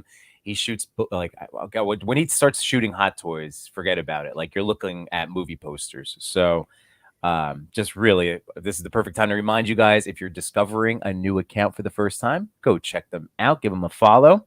So here we go. I asked George, what's the story behind the picture? So here, I've been saving up for a year for a wide angle lens. Love the dynamic and close-up feel it gets, and finally managed to get one. This was my first shot with it and really wanted Wolverine to be the first subject and get close up and personal with those adamantium claws. Wanted to feel like they were coming right at you. Yes, sir. Nice. Mission accomplished. Yeah. And then what's making George happy right now is just to love the range and variety this community brings to toy photography out there. There's so many styles and inspiration. It's just around every corner. It's so much fun to try different things. For this shot and the wide angle lens, I owe it to DTPMPPMP and then Dork Lord Collectibles, who have mastered that art of the close-up wide angle. So very nice. Wow. Little shout out there Cool. too. Wow. So DTPPMPPMP and then Dork Lord Collectibles. I always feel like Lights Camera Action Figures has just evolved. Like in every month, they're doing something new, or they just kicked it up a level. Like they do great work. So yeah. So no mention, but I do believe that this would be the Mafex if I Yeah, had you're to right. guess. I Right? would Yeah, think you're so. right. Yeah. it's just the post edit that he did so well with that Yeah. makes me question too. So No, it's a phenomenal editor. I mean, outside of the photography aspect, but the editing. Oh, people like Awesome. George Did just go, the- I don't know this stuff. Can't do it. Did that figure come with multiple head sculpts? He has two or No. three. Three? Machi, let us know. No, he has three. I Yeah. remember. it's But they're three. it's all masked versions. It's got the stoic, and then I think it's three. Oh, okay. Maybe two. 'Cause I would say maybe the just only- two. The only like critique. This is an amazing photo off the top, but the only critique I wish I would have seen was like the grinning teeth, the like more grr that- face Sure. Yeah. to like Oh, yeah. sell the action, you know. Yeah. But it's a great photo nonetheless. I don't think there is that head sculpt, but yeah. No, Oh, that's, okay. if there's two, there's a stoic and the Is there are yeah, they're Well, I have maybe- I don't even know. Maybe this is like a very low level cut through of a baddie. It's just like, Yeah. you're blocking the door. Yeah, go get for Oh it yeah, real no, quick. he's Yeah, yeah. Logan did not take this situation Exactly. seriously. This is just a Tuesday. Yeah. Great job, George. Lights, Camera, Action Figures number 10. Number 9. Jedi Jack 2019. Nice. Rob, would you like to start? We won't put you on the spot every time, but we do like to kind of defer, just so like I don't do what I did last time and take all the nice things. No, I always appreciate, this is something I love about Frazetta. He always blurred the background, and there's always that element of mystery, which I think really makes the best figures when you're trying to make out something that makes you dive deeper into the picture, which obviously having Daredevil in the foreground like this is fantastic. It's also just sort of poetic that someone named Bullseye is always missing so much. True. That is a great point. Well, he never misses until Matt. Yeah. Right. Never miss. Gave him the yips. I love, first of all, the leveling up that Jedi Jack 2019 has been doing. Jason is awesome, member of the community, and an amazing dio maker too. Yeah. But yeah, like his photography has always been awesome. But then he's been sometimes he catches you like with this shot. Feels like obviously Matt is reaching out to the screen, but he brings you right into that action. It makes you really feel like you're a part of that, and you can even feel that energy around, like the dodging and the suspensefulness. It's just really great stuff that he's been doing. Yeah, his favorite character is obviously Daredevil. He does some great cosplay too. He puts together some great cosplay costumes. But yeah, I mean, you see the Dutch tilt here, but not only that, just putting together the scene in a warehouse like this. I believe that's an extreme set.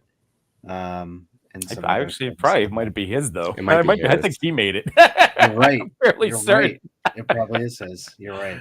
But it's just But the here we same. go. Let's find out. So I was working on some poses and thought it would be cool if Daredevil was dodging something. The Bullseye figure fit the bill perfectly for this. So, in my face, I set up some Extreme Sets dio in the background. See how it worked, right? Good eye. And threw in Good some of eye. my own props that I made. So we were both right. I think we're both right. No. Then moved my phone around until I I found did the say angle extreme sets. that worked best. And I said his stuff. So his props are there. That counts. His Okay. dio props. I guess. Two things. Giggle, are making giggle, me- drip, drip. Two things are making me happy right now. First is seeing everyone continue to get better and better with shots. So many are starting to take phenomenally great stuff as their skills improve. That's you. And secondly is watching the community and interest in it continue to grow so quickly.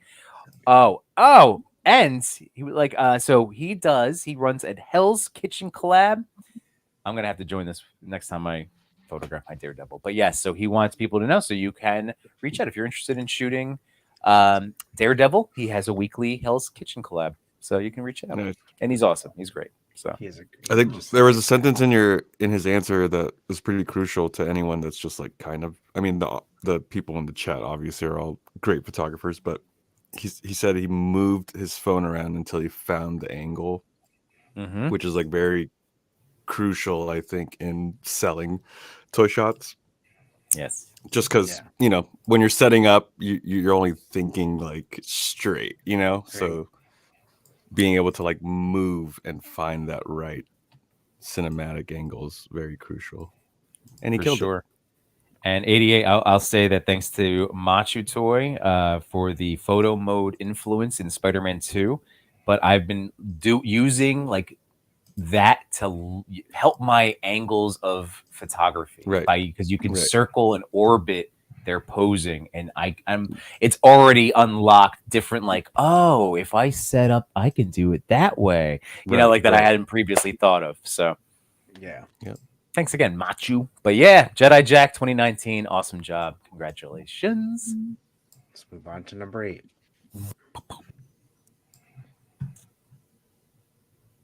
Nice. Yeah, this is a great photo. I'm just laughing. It's such a great picture. Kill Cutter photo. This is fantastic. This is what number 8. Sorry. Yeah, thank you. This is what this is like right up my alley, and just the humor in it. And Leatherface, just man. But not only that, just look at that scene. Yeah. I'm digging those corn stalks. Yeah. Like that's incredible. Well, it just looks it's funny because it just like Leatherface looks so inviting. Like he looks like he's smiling. Like yeah. I give him a hug. No. But yeah, no, it's a very peaceful environment that Kill Cover Photo has set up here with the background and the lighting. Rob, are you a horror fan? I don't actually enjoy horror films. I don't really, the gore doesn't do it for me. When I was young, loved it, but after certain life events, it just doesn't appeal to me anymore. I do, however, would really appreciate a grill here with some like grilled corn on the cob with like maybe a forearm on the grill. I think that's the vibe I'm putting out. I mean, I feel like this is putting out like it's very, very picnicky, very barbecue, family oriented. Definitely. I want to know what's in the trash bags as well. Like, to know, like, why are the trash bags in the front? Because I feel like that smells so bad that he doesn't want it next to him, right? Like, those are thoughts going on in my mind when I'm looking at this picture. So. And he looks a little bored. I'm not gonna lie. He looks like, damn, haven't had a hug in a while. Right. But he's optimistic. I mean, there's also a keg behind him too. I know, yeah. Like, what asshole college kid didn't bring a tap for that? Well, unfortunately, we don't have any answers for us this evening. But again, Kill Cutter Photo, whenever you get it, we can celebrate you. Share those answers out with everybody next week. So, congratulations, though, coming in number 8. Congratulations! It's just so silly. I love it. It is. It's a good one. Number 7. All right. Moo Bricks. Hold up. Sorry. I am going to have to bow out, gentlemen. Oh, is it dinner time? It's dinner time. That's all right. Over here. Thanks for joining us. Ciao Bella, 88. Yeah, Ciao Bella. I know. Good seeing you guys again. Rob, it was nice to meet you in chat. Lovely. You guys have a good night. I'll be in the chat. Thanks, 88. Thanks for joining us. 88. Talk to you later. While we're paused, actually, and we have a good number of people in the chat, do it. We can do that Fast Pass feature giveaway, and I decided that this should be the hashtag. For real. The way this works, for those that are unaware, type in hashtag drippy drippy. You know, you'll be entered into a drawing so that whether it's an old photo or a new photo, it can be featured on to the TPC IG page, or what some people have been doing in the past, pass it forward to another photographer, and that photo can then be featured as well. All right, we will keep this going and going back to is drippy drippy slang for chlamydia? Because that's the only thing that's popping in. Yeah, what? Mary No, Fox. it's just the drip. It's in the drip is the style, but then the drippy was the new twist that these kids are coming up with. The drippy. What is that? Drippy drip? The drip. All I heard was someone telling me that they didn't What does that know mean? and they can't explain it. That's all. Yeah, what does that mean? Still, though, I don't know. Like, What? new style? Drippy What? drip? No, it's just the instead of saying drip or wow, you have great fashion sense. It's the drippy. It's like this sweatshirt, my X-Men sweatshirt. This is That's the drippy. That's drippy, baby. Yeah. For real. Do people really talk? Did they really talk like Yes. Yes. There's also Phantom Tax. I blew kids' minds when I knew Phantom Tax, which apparently he's a YouTuber that like steals food and calls it like off his friends' plates and calls it Phantom Tax. So I like pretended to like take candy off and Phantom Tax. They're like, how do you know that? And I'm like, I did research. You know, Phantom Tax actually does sound like a business thing. Right.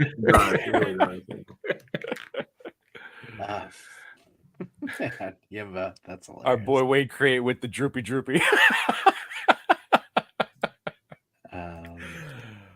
Toy Addict says no one says that, guys. Well, no one our age. That's the whole point. My son over. All right, This is fair so enough. We're terrorizing teenagers, apparently. All right.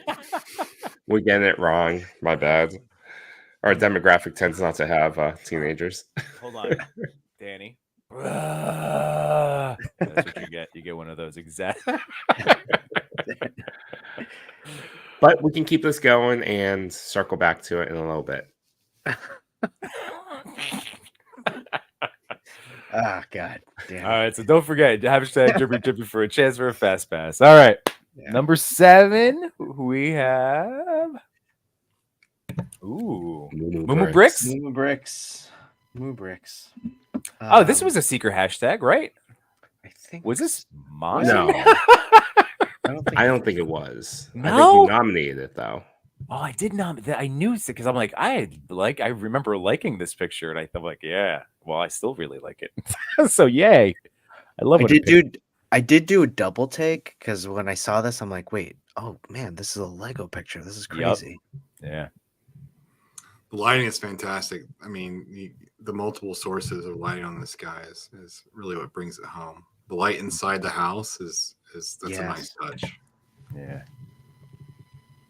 I'm like slowly Grinch smiling as I'm realizing like all the Lego building diodes. This looks like, yeah, I don't know, man. This is just so cool. Like, what a greatly composed shot. I love those trees. Yeah, I love the mix of those model trees with this environment with the Legos, and yeah, that's really cool. Well, Moo Bricks did get some answers, and they say the Mananagal is a famous folklore in the Philippines. Oh. I've always been a fan of horror and decided to recreate it for a monthly theme for Brick Central. The diorama is a pre-made scene using wires and foams. The other buildings are Lego and Moon. Legos, and the moon is a desk lamp. Oh, that's cool. Oh, nice. Oh, nice. That's really cool. I used a nano Meister for a nanomizer, Mister for the Mister. cloud. Oh, Mister, got it. For the cloud and fog effect, and I had to do it multiple times so the fog doesn't blur Minifig's face. Oh, I'm surprised to be part of the top 10 because I usually just do Lego, which falls under toys, but still considered a different genre from action figures. I'm happy that the community is able to appreciate my work and share the space with other toy photographers. I love it when Legos do make it onto the top 10. Lego, right? Lego. It's that true. S. It's Drop Lego. that S. Toy father. Lego. Wait, well, yes. Sorry, my bad. Trippy. No And cat. drippy with you. And I do feel like they do show up quite a bit on the top 10 because They there's do. some talented Lego. Yeah, Moo Bricks, you Photographer. bussin'. There are Bussin'. Lego pictures on here, so you just keep cranking out your wonderful toy photography. The toy pick community is all inclusive of all styles. If toys are there, then you're all good. So That's very true. And also, he mentioned Brick Central. That's a very welcoming Lego Discord channel as well as an IG account. I believe it's an IG account. Nice. Mhm. Well, congratulations, Moo Bricks. Like drippy. for real, For real. slaps. Slaps. This slaps. Yeet. I was gonna start saying everything that I know that I've One learned in night the last only. 5 years. We're only doing this for one night. One night only. Oh man! Unworthy All right. collector. Oh, I'll take this one. Yes. So the backstory to this. Well, first off, Unworthy Collector is a good friend of ours. He hosts a show on Thursday nights with our good friend Toyac17, A Worthy Addiction, starting at 9 p.m. You can find it on YouTube. But the story behind this photo is that we had Skeleton Collector. Is a collector? Yeah, Skeleton Collector had reached out and asked if he could nominate a photo. I said, "Oh, sure. Who do you got?" And he had this one, and I just laughed. I was like, "Oh, of course, it's Unworthy." And we pushed it through, and I'm glad he did. This is a You got number fantastic shot by 6. him. Yeah. Yeah. And I know that he's a big McFarlane fan, and he really did an excellent job with this photo. Yeah. I'll hands off. Yeah, I love you know what I love the scene in terms of like the ruins of the city, and even just like if you can see it, that faded like background of like ruined buildings and in the white there, showing kind of like the fog. Just amazing job. Yeah. Now this is a really cool because my eyes get pulled either. What is the what's his actual name? That evil soups Ultraman. Ultraman, is it Ultraman? Yeah. But I love how I'm drawn there, but then my eyes sweep down to like Superman Prime, I guess, like struggling. I love the other than like just my eyes then soak in the rest of the background stuff. It's just a really excellently composed picture, and again, it's nice seeing a lot of Superman love/hate, but love in this picture. I mean, yeah. Unworthy's been leveling up his photography the past yeah. couple months, Mhm. and this is a good example of that. Yeah. A lot of emotion in this picture.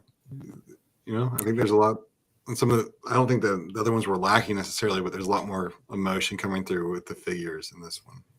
Yeah, Definitely. I mean, I don't know if you can see it, but Jonathan Kent's in the back, so like father and son down on the ground, and looks like all the luck is against them right now. So yeah, it's Even an with evil Cesaro's he's evil giving him the soups. luck. Yeah. It's going for the bad boys, right? Unworthy. But it is true. Like the posing, especially though, of the two soups in trouble, like those are so well done to convey that emotion. I agree. Yeah. I'm with you, Rob. I do really want that Eradicator though. That one looks cool. You should buy it. I think I should. Unworthy says Rob, it's a running gag where they say that they want something, and I agree with them that they should buy it. And then they usually do. But doesn't matter what it is. I'm like, you should buy it. I wonder what the ratio of like purchases during the show between us is in terms of like what percentage that does happen. No, I bought one tonight, so Did you really? quite often. I bought that the Mutt pit figure. Oh, you bought that just now. Yes, You the bought GI Joe. I that just just bought it now. because I wanted the dog.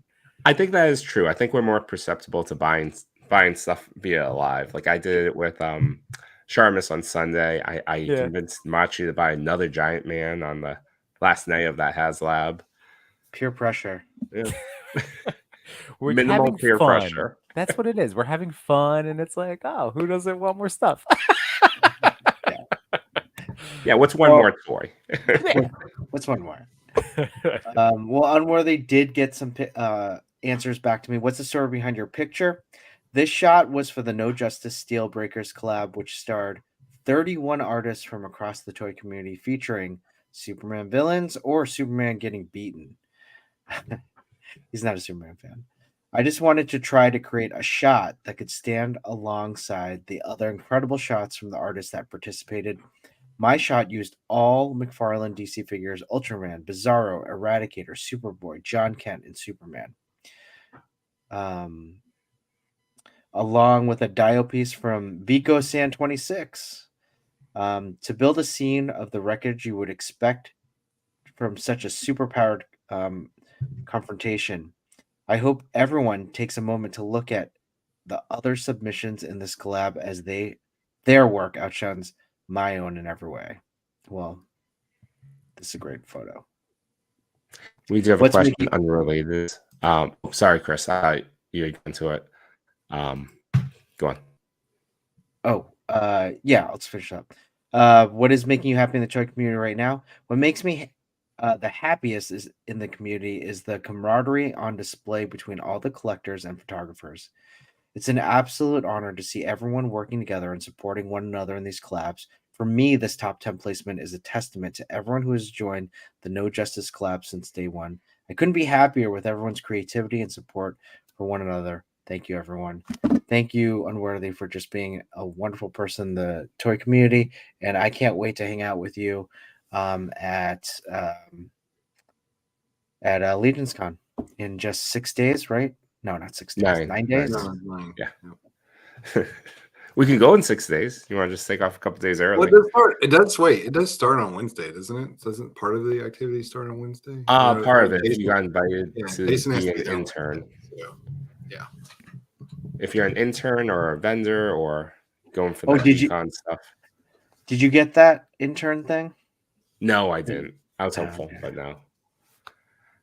No. Sorry, no. did you want to bring out a question? Sorry, what was that? Yeah, somebody had one. It's like, hey, Rob, you grabbed the SHF Guts and Griffith. I don't know who those are. Guts, yes. It's that's an amazing figure. So I don't know if you guys are into Guts or anything like that, but that No, that's So like I Guts. what's guts? Yeah, I'm gonna have to look this up now. no, it's Are just we a buying great- this, guys? Are we buying this? Do it, Chris. You just buy one. H yards. You love SHF. I did too. Chris Oh, is- that guy. That guy. Okay. Yeah. now I gotta I'll look. show you. No, I'll show you. Hold on. Present. Oh, and Diggs Fig says, I definitely buy more watching you guys. I just pre-ordered SHF Mall. Is that the same mall, like a re-release, or is that a brand new one? There isn't a brand new one. So Oh, it's this guy. Oh, this guy with the big swords. the Yeah, big sword. right. They're making a movie of this guy, right? They Or is this made- another character? Yeah. Or no? Yes. It's like I call it the Final Fantasy sword. So Maybe that's just what I'm thinking of. Yeah, that's cool. That's a good one. All right. that's cool. I love Berserk. All right, Unworthy Collector, congratulations, Wait, buddy. hold on. What's that? I'm going to push the button. Oh, drippy drip. All right, last call. Drippy, drippy. Pushing it. 3, 2, 1.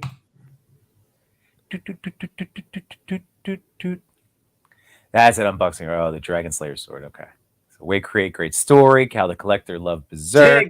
Hey, Hey, there we go.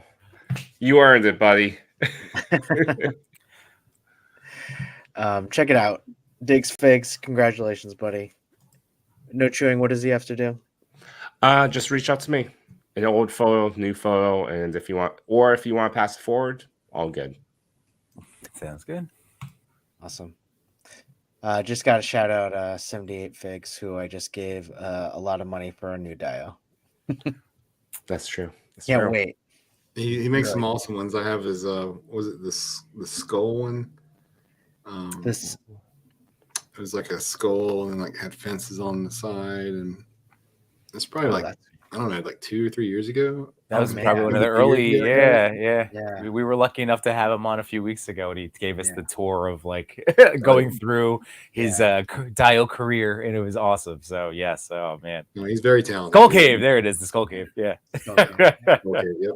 So yeah, definitely super excited for this The next Edo. one, the Edo. Awesome. And Diggs Figs is choosing to pass it forward to M. McKinney, who is normally here. I hope M. McKinney's doing well. Normally comes in with the questions. He was That at is the beginning, but that's awesome. that is really really awesome. So messy toy. Thanks, Diggs photography. Figs. Oh man, and he's been doing a great job too, getting stuff out. Like, oh, so cool. So that's great. Yay. That's awesome. Congratulations. Let's go on to number 5. First Strike Figs. Oh Lord. First Strike Figs does incredible work. So cinematic, so epic. Just love his stuff. He's up there in terms of like his editing, like the stuff that he can do. Same thing with lights, camera, action figures, Lost in Translation with Jules. Like just some of these people that are just so incredibly talented, not only with the photography side, but then the Not a Bird, you know, like Sully, like just how great these people are with their editing stuff. Like Josh is in there. Like I said to him today, I was just like, well deserved as always. Like his everything that he does could be another top 10 level picture. Yeah. And again, just like you see the type of thing that he can bring to your eyeballs when you follow his account. And he's a really nice guy. Yeah, Very Josh is open, awesome. talkative of his style, his methods. Like I think we've had him on Toy Talk before. Yeah, I've talked to him before. Yeah, he's great. He's so good. Absolutely. Awesome. Rob, anything jump out to you on this one in particular? I only have one question. Have those cigarettes been blessed by the Pope? Yes. Because they're giving off a righteous glow. That's the only thing I noticed there. But no, I mean the lighting here is fantastic. The starburst and the cross. I mean the hell flame. I mean it's all great. The tie, just to give you that motion to it.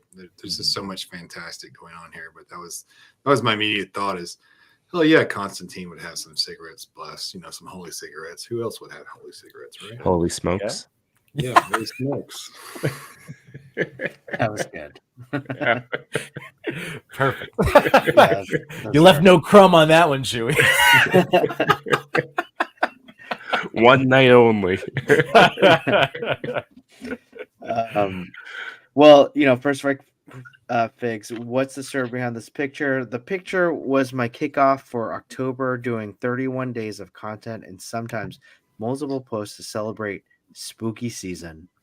The Mezco Constantine was a good fit to jumpstart us out of hell. Amazing. What's making you happy in the community right now? I'm just happy to be creating art with all these awesome figures we are getting right now. We're truly spoiled as toy collectors currently. And since First Strike Figs has been on again, I asked them a third question. What is your favorite pizza topping? Well, best pizza topping for me is chicken, jalapeno, and here you go. No chewing. Pineapple. Ooh. You know, we've had this topic come up enough. During Legion's Con weekend, we really should try some pineapple on pizza. I've tried it. I don't want to, but okay. Oh, okay. Well, you're doing it, so. I mean, Hey, I'll eat it. pineapple and jalapenos on the same pizza actually sounds like a pretty good idea. Honestly, the chicken jalapeno pineapple does sound good. I did. Yeah, let's try that combo. right, Yesterday, let's do I it. had buffalo ranch chicken. That's a That good was one. That's always a good That's one. a good pizza topping. Always a good one. Rob, where do you fall on your favorite pizza topping? I'm a meats guy. I'm just kind of, it's just I want Meatball, everything sausage, thin pepperoni. crust. But I like my toppings a little burnt, a little roasted, if you will. Okay. I Okay. think that really makes a great pizza, and I think it's the combination of having the right vegetables on a pizza with your meat. Yes. So, yeah. 100%. The works pizza from Papa Gino's. Way create. Sweet heat and meat.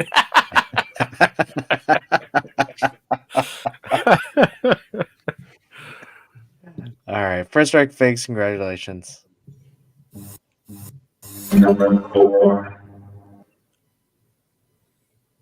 Beryl Murdo. This is awesome.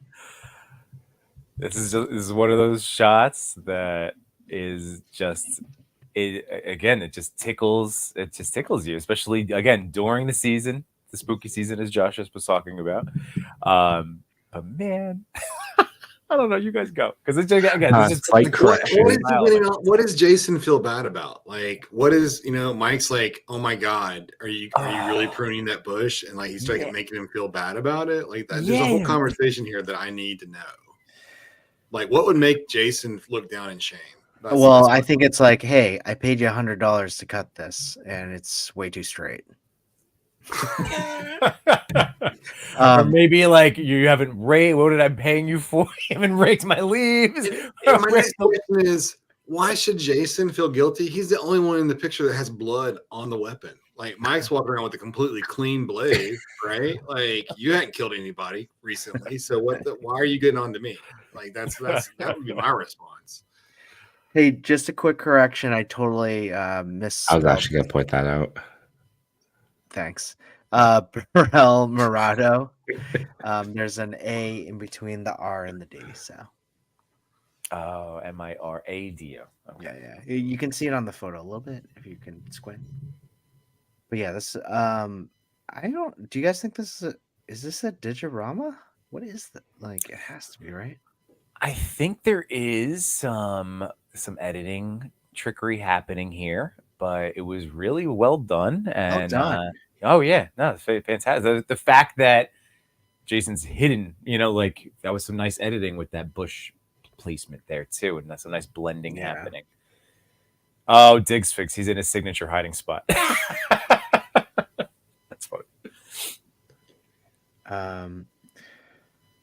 Do we have any answers? Unfortunately, no, we don't. But truthfully, I only sent out the questions this morning, so I didn't hear back from Beryl Murado. No problem.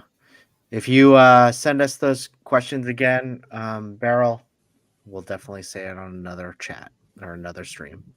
Oh man, and now I'm just some of the ideas and execution. So, oh my God, some of these pictures are just really fun account. This is a really, really fun account. Yeah, it is. All right. Sounds good. Congratulations. Backstreet Toys. All right. Bump. Yeah, we had to, Chris. All right. Thought you guys would have been in more unison. Well, yeah, sorry. We're hitting our witching hour, Chewy. You know this. Oh yeah, we crossed over to 11 o'clock. I forgot. There's a missed opportunity. Next time, Yimba. Next time. Yes. I'm gonna throw out that, and I'm only saying this now because of what was previously mentioned in one of our earlier shots, but I feel like maybe this is another usage of like desk lamp through like desk plant to desk light and desk plants, right? To create that with a little in the back. I dig it. It's wonderful. Like I really love the way they cast the light rays through what I believe would be tangible, You're right. Plant. That's really cool. What is this count? What is this count? Is it? I don't want to say Count Dracula because it's not Count Dracula. Sesame Street. What's it? You asking his name? No. What is You this mean figure? the count? The count. What is this figure though? Maybe it's a little figurine. It might not. I wonder if the arms move at all. Like maybe if anything, you might get a 2 POA. Spoilers. It looks so good. He is not articulated. Oh, see, all right, there you go. It looks really good. Oh yeah, it's fantastic. Really captures its likeness. I mean, nicer Sesame Street characters. It's like a Muppet. You can certainly find some really nice ones. Yeah. I really like the light across the Count's face. I love that.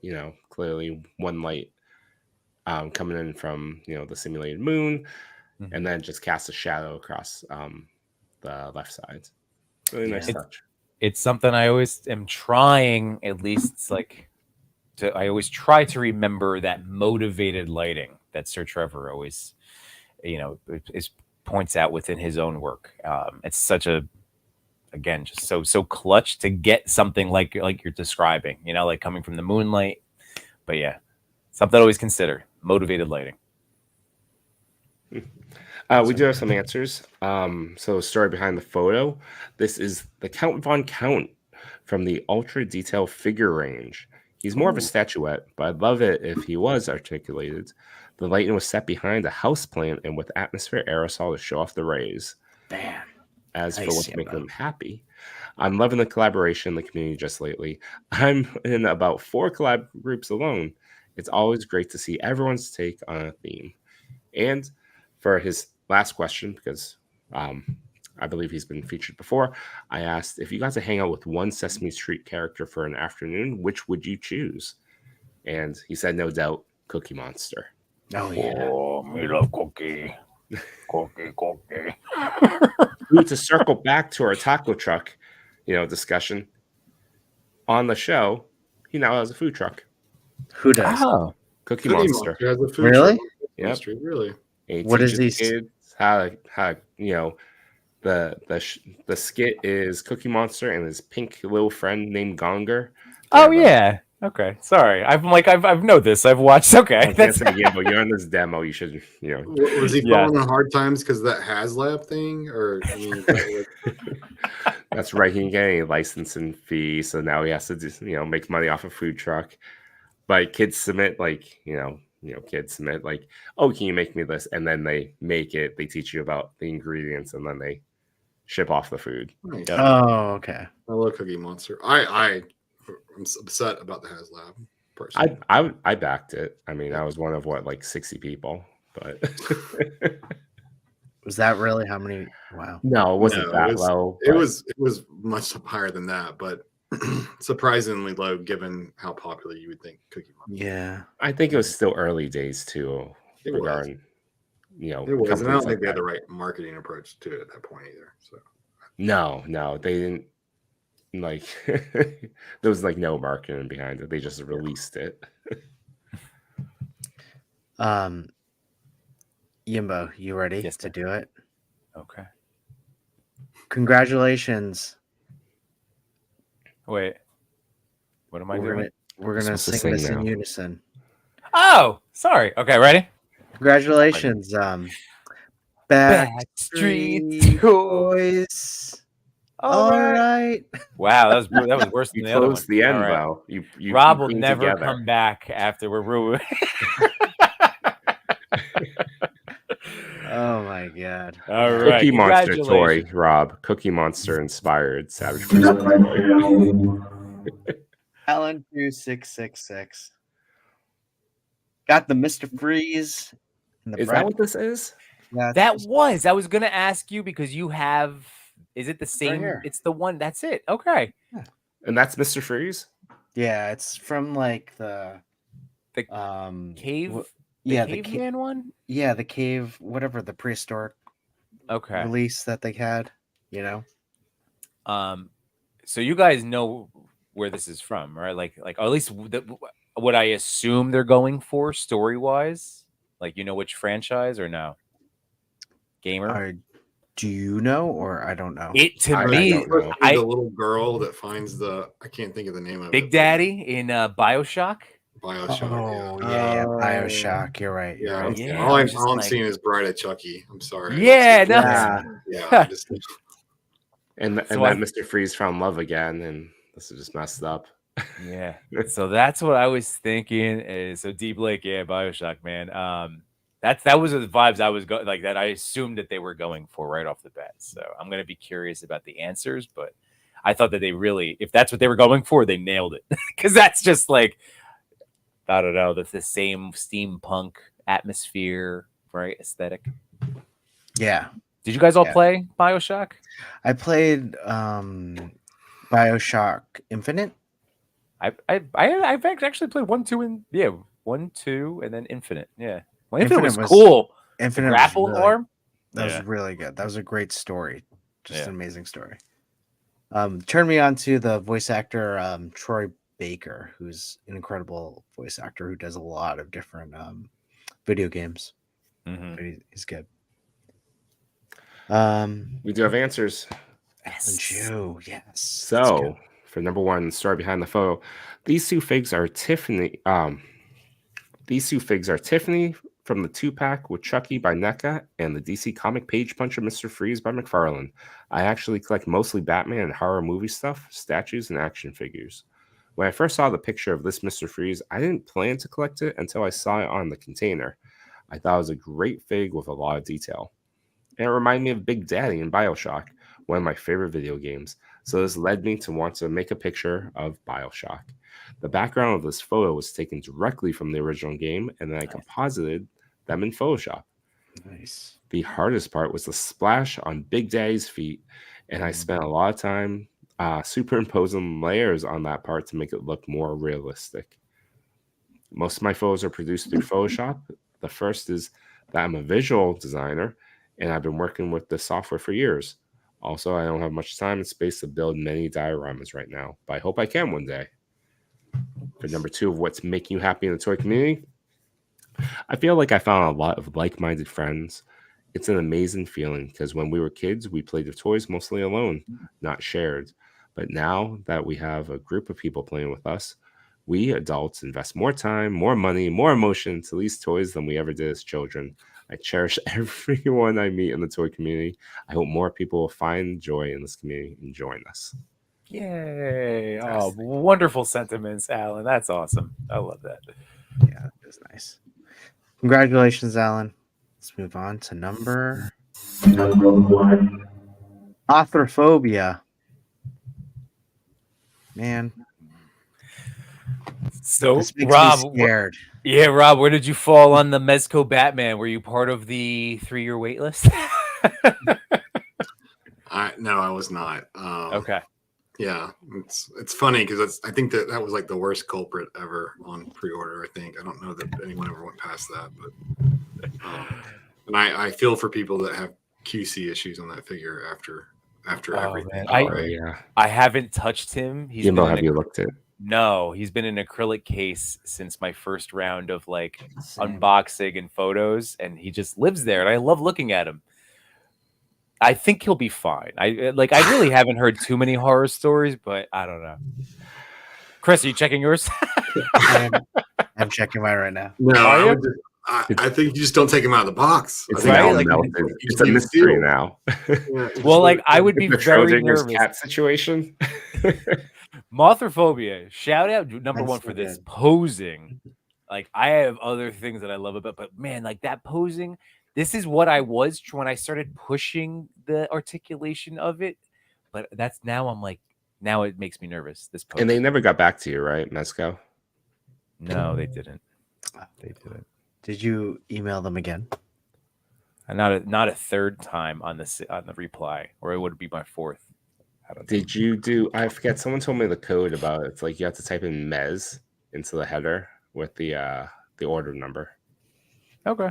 And I think that triggers someone instead of whatever else. An open text one goes away. So basically, one gets prioritized, one doesn't. Really? Yeah, I just want to find out because I think I mean that's what I've heard. I haven't. Yeah. Well, I've done it once. I mean, I've seen some of the customers' service responses in terms of you can cancel or you can get a refund, but then you're not allowed to order ever again or something crazy. Oh man. Yeah, I mean, I'm not trying to put. I have always enjoyed their stuff, and this one, I ended up getting the McFarlane as a backup. I wanted it anyway, but not the latest one because I've seen people carve out and do customize with it, so that'll work with the Mezco heads. So that's my backup plan. I just wanted a nice Keaton in my life. That's really all I wanted. I am waiting for SHF next year. I think Chris, I think through you, but it's the one I'm excited for. Yeah, that's a good one. Mess around with. I'll get that one too. Well, Jimbo, you have a really good one with the McFarlane right now. Right. I mean, that one looks awesome. That's what I mean. He does already look great, but then if I throw a Mezco head sculpt on there, I think I'll like I said, I'll be fine. I'll be able to have my fancy key. So I think mine is fine. Anyway, get back to the Mothrophobia. Well, the figure art ju- does look good too, though. Can't wait. Yeah. But yeah, Mothrophobia, nice. But dude, the amazing Batarangs. I'll just throw that out there. The Batarangs. Oh wow. There's two. There's two. Yep. You missed the first one, the closest one to the screen. If you're not paying attention. Yep. Ridiculous. Yeah, those are really nice touches. I mean, the thing that drew my eye on this foe is the yellow golden backgrounds in floor. It's a simple effect, but it's very effective. You know, the detail that I love the most is that you can still see the eyes. Yes. Oh yeah. There's definitely like it's something that is really important that you can see the white of his eyes there. Yeah. I'm assuming using the head sculpt with the movable eyes too, which is a nice little feature too, like pulling on the side eye effect, you know, like making that choice. Mm-hmm. But yeah, I'm with you, Rob. That's awesome. Great shot. Do we have any answers from our winner? We do. Number one, the top spot. Is there a youthful way to say top spot or no? Yo, Mothrophobia ate that.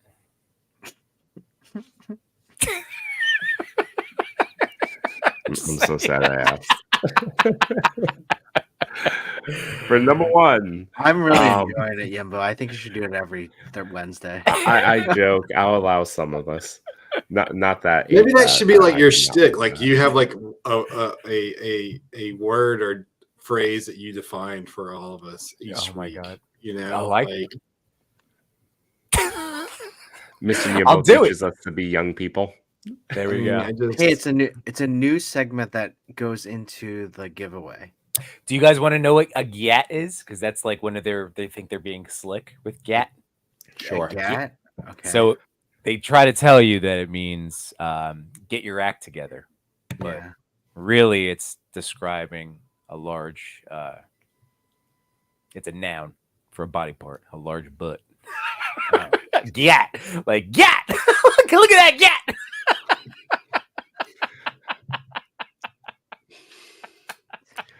So the story behind the photo, this is the Mezco Batman 89 That was paired my with one, the Rob. That was McFarlane the one for you. Batmobile. That was for to start things off this week. There's the old man's version of slang. Oh god, I'm sorry, Mothrophobia. This is my fault. Yimbo dictions everything. For the story behind the photo, this is the Mezco Batman 89 paired with a McFarlane Batmobile. I normally use poster board for solid color backgrounds on floors and shots like these. I didn't have yellow, so in this instance, the floor was blue, the background was green, and I color shifted them to match in post. I shot the Batarangs separately on the same background so I could cut them out and resize them to my liking in the edit. And for what's making them happy in the toy community, I've been part of a couple other communities on social media over the years, and I genuinely haven't seen people interact, discuss, and lift each other up as much as I have with the toy community. Yay. Fantastic. No, that's really true. Mothrophobia is in the chat right now with Jacob right there. So yes, it was the movable eye sculpt. Thank you for joining us this evening. Thank you for, again, sharing your artwork with the community. And this is an amazing piece of work. And I love, love how it all shook out. Congratulations on the top spot. It's all just comes down to, just awesomeness. So congratulations, everybody. Yeah, congratulations everyone on the top 10. That was fantastic. And as always, the chat was the chat ate it. They ate that. Left no crumbs, chat. You left no crumbs. Definitely left no crumbs. Chat, if you have not done so, please click like, share, subscribe, ring that notification bell so you never miss a moment where Yimbo teaches us how to be more young. When you say it like that, it sounds so old. Yeah, how do you like? This is what I chose my words very purposely. This is what one of my favorite gifs is that Steve Buscemi from 30 Rock way back when. Like, how do you do, fellow kids or whatever that like. Fellow young people. Yeah, fellow young people. that's our bit with 78. Yep. Hello, fellow young person. Yep. But Rob, thank you so much for sticking around, even for the whole night of shenanigans, man. Thank you guys. This has been such a blast. It really is fun. I wish you and then Savage Crucible all the best. And Yes. again, it's really wonderful that it resonated with so many people as it did during the Kickstarter. And I just that they're out there. Everybody, you can put these pre-orders in; they will be in our hands, and we're gonna love them. So I'm excited. Awesome. Yeah, Thank and you, guys.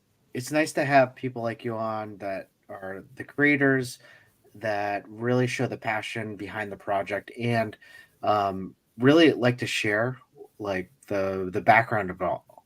And that's what's really interesting about it too, because anyone can have an idea, but to bring it to life, it takes a lot of effort. So that's what you showed us tonight. So thank you.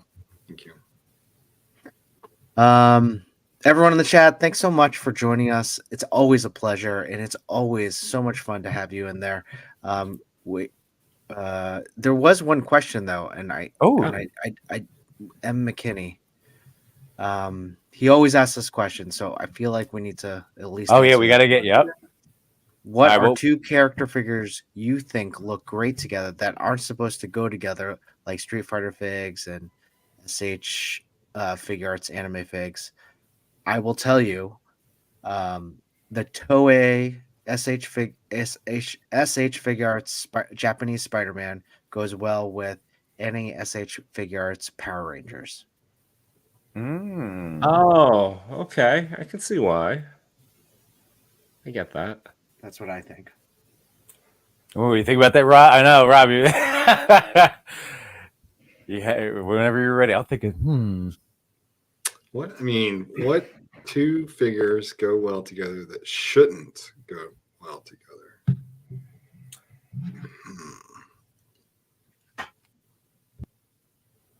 Man, I mean, Well, I'll give a tease for a shot that I'm doing. Yeah. I mean, I'm not saying that they shouldn't look good together, but they look good together by happenstance. I'm taking a shot of these two together, and between the green lightsaber and the Hulk, I have them a photo set where they're back to back, and they look really good. nice. That's cool. I like that. I love mashups. It's a cool mashup. Man, yeah, it could be a lot. That's, and McKinney, it could be. There's a lot. I mean, again, Chris and I love smashing up everything possible. Chewy, I love that you're getting into the goofiness of the multiverse madness. So yeah, I don't know, anything, just as long as it kind of scales, you're good. Have fun. Batman and Wolverine together as That would Dark be neat. Claw should not look so good, but it does. But it's like Yeah. the best amalgam really that is. they did.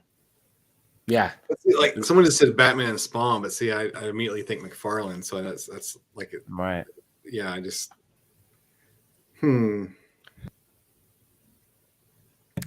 Speaking of I think mashups, those Five Nights with Freddy figures look really creepy anywhere. Mhm. So I think like if you even have like a Five Nights of Freddy figure fighting like She-Hulk, like a Marvel Legends She-Hulk, it still like makes sense somehow. Like those things are just Yes. creepy no matter what you put them with. Yeah. I have Alf in my little arcade cafe, and he's just hanging out with like Jubilee, Playing an arcade game, and they look Yeah, fun. Alf is yeah, he works anywhere, right? Yeah. You can do that, yeah. Oh my god, wait, great, that's funny. So he's talking about 1/6 shooter. Yeah, I was Trevor thinking has about more of he needs explanations. It has to make sense in his head for the characters to come together. you know that photo I did a couple weeks back using the FX train set, but it's Alf and Wimpy from Popeye having train. Oh yeah, burger. I sent it to Trevor to be like, "Hey, does this make your brain tickle?" And he said, "No, actually." He's like, "I like that." I was like, "Oh, so there's Okay. Grounds where this foodie works for you." characters, right? I He's like, think I that just one, needs one reason. yeah, that worked. I think that one works. Trevor does some amazing work. There's no doubt about it. Yeah. Yeah. I'm really happy that his artwork is sort of exploding with companies using him. So Yeah, it definitely deserves absolutely. it. Yeah. Some other prime examples that I'd said that showed before: Laserman and Bo-Katan, Laserman and Iron Man. Yeah, that's surprising that they fit well together. Yeah. It's really surprising. Oh, Endless Fables, mentioning Plunderlings, another Fit awesome anywhere.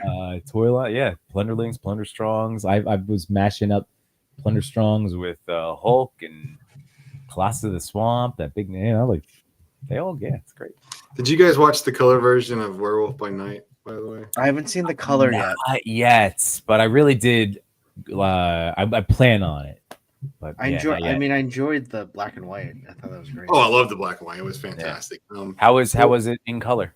Is it weird? No, it's not weird. I That's would a say hesitation. that the face tattoos don't come off as great in color. Okay. But way more dramatic, obviously, in black and white. But that was about the only thing that I could think of that didn't. Everything else seemed to work pretty well. I mean, I thought like, wasn't the last scene in color of that? Yeah, the very last, yeah. The first. That's what I really liked about that, because that's when I was like, I really want to see the Man Thing like right, in yeah. color. Yeah. Like, and when they did that, I was like, oh man, they really made it like felt earned. So, and that's then I why, wanted like, more. It was kind of Yeah. lazy though, just to come back the following year with the color version. I Yeah. was really hoping for something, but Yeah. expectations were too high. But yeah, maybe I should just be thrilled that we ever got it in the first place. right. I haven't That watched is it yet. looking at the bright side of things. Yes, like Werewolf the fact that by it exists Night, is that's awesome. crazy. But man, they could have. Yeah, I feel like that was a missed opportunity. I remember getting talked to, not to be a name dropper, but Unparalleled Universe, and like he had a great concept of like what they could have rolled out, those little specials, and then eventually merged that into like a horror themed monster Marvel movie. Yeah. But yeah, at least we have the one, right? That's Right. we have the one. And it just kind of shows you like an old school werewolf still works, right? It does. It does. That's what I like. Well, again, we're 30 minutes into our witching hour, Yes, we and I are. will tell you. Thank you all so much. Really, honestly. Rob, is there anything that you want to plug other than your figures, Savage Crucible? Go order them. Big Bad Toys, go order them. Anything else? Just once again, we'll be at the Maryland Toy Expo this weekend, Detroit Motor City Comic Con the following, and then LA Comic Con December 1st to the 3rd. If you back the Kickstarter, come by the booth, get your free gift. You'll appreciate it, I'm sure. And I appreciate all the support, guys. It's been fantastic talking to you. I hope to come back some. And yeah, keep up the good work. Thanks, man. Appreciate it, Rob. Thank you for joining us. Yeah. Yimbo, this Sunday.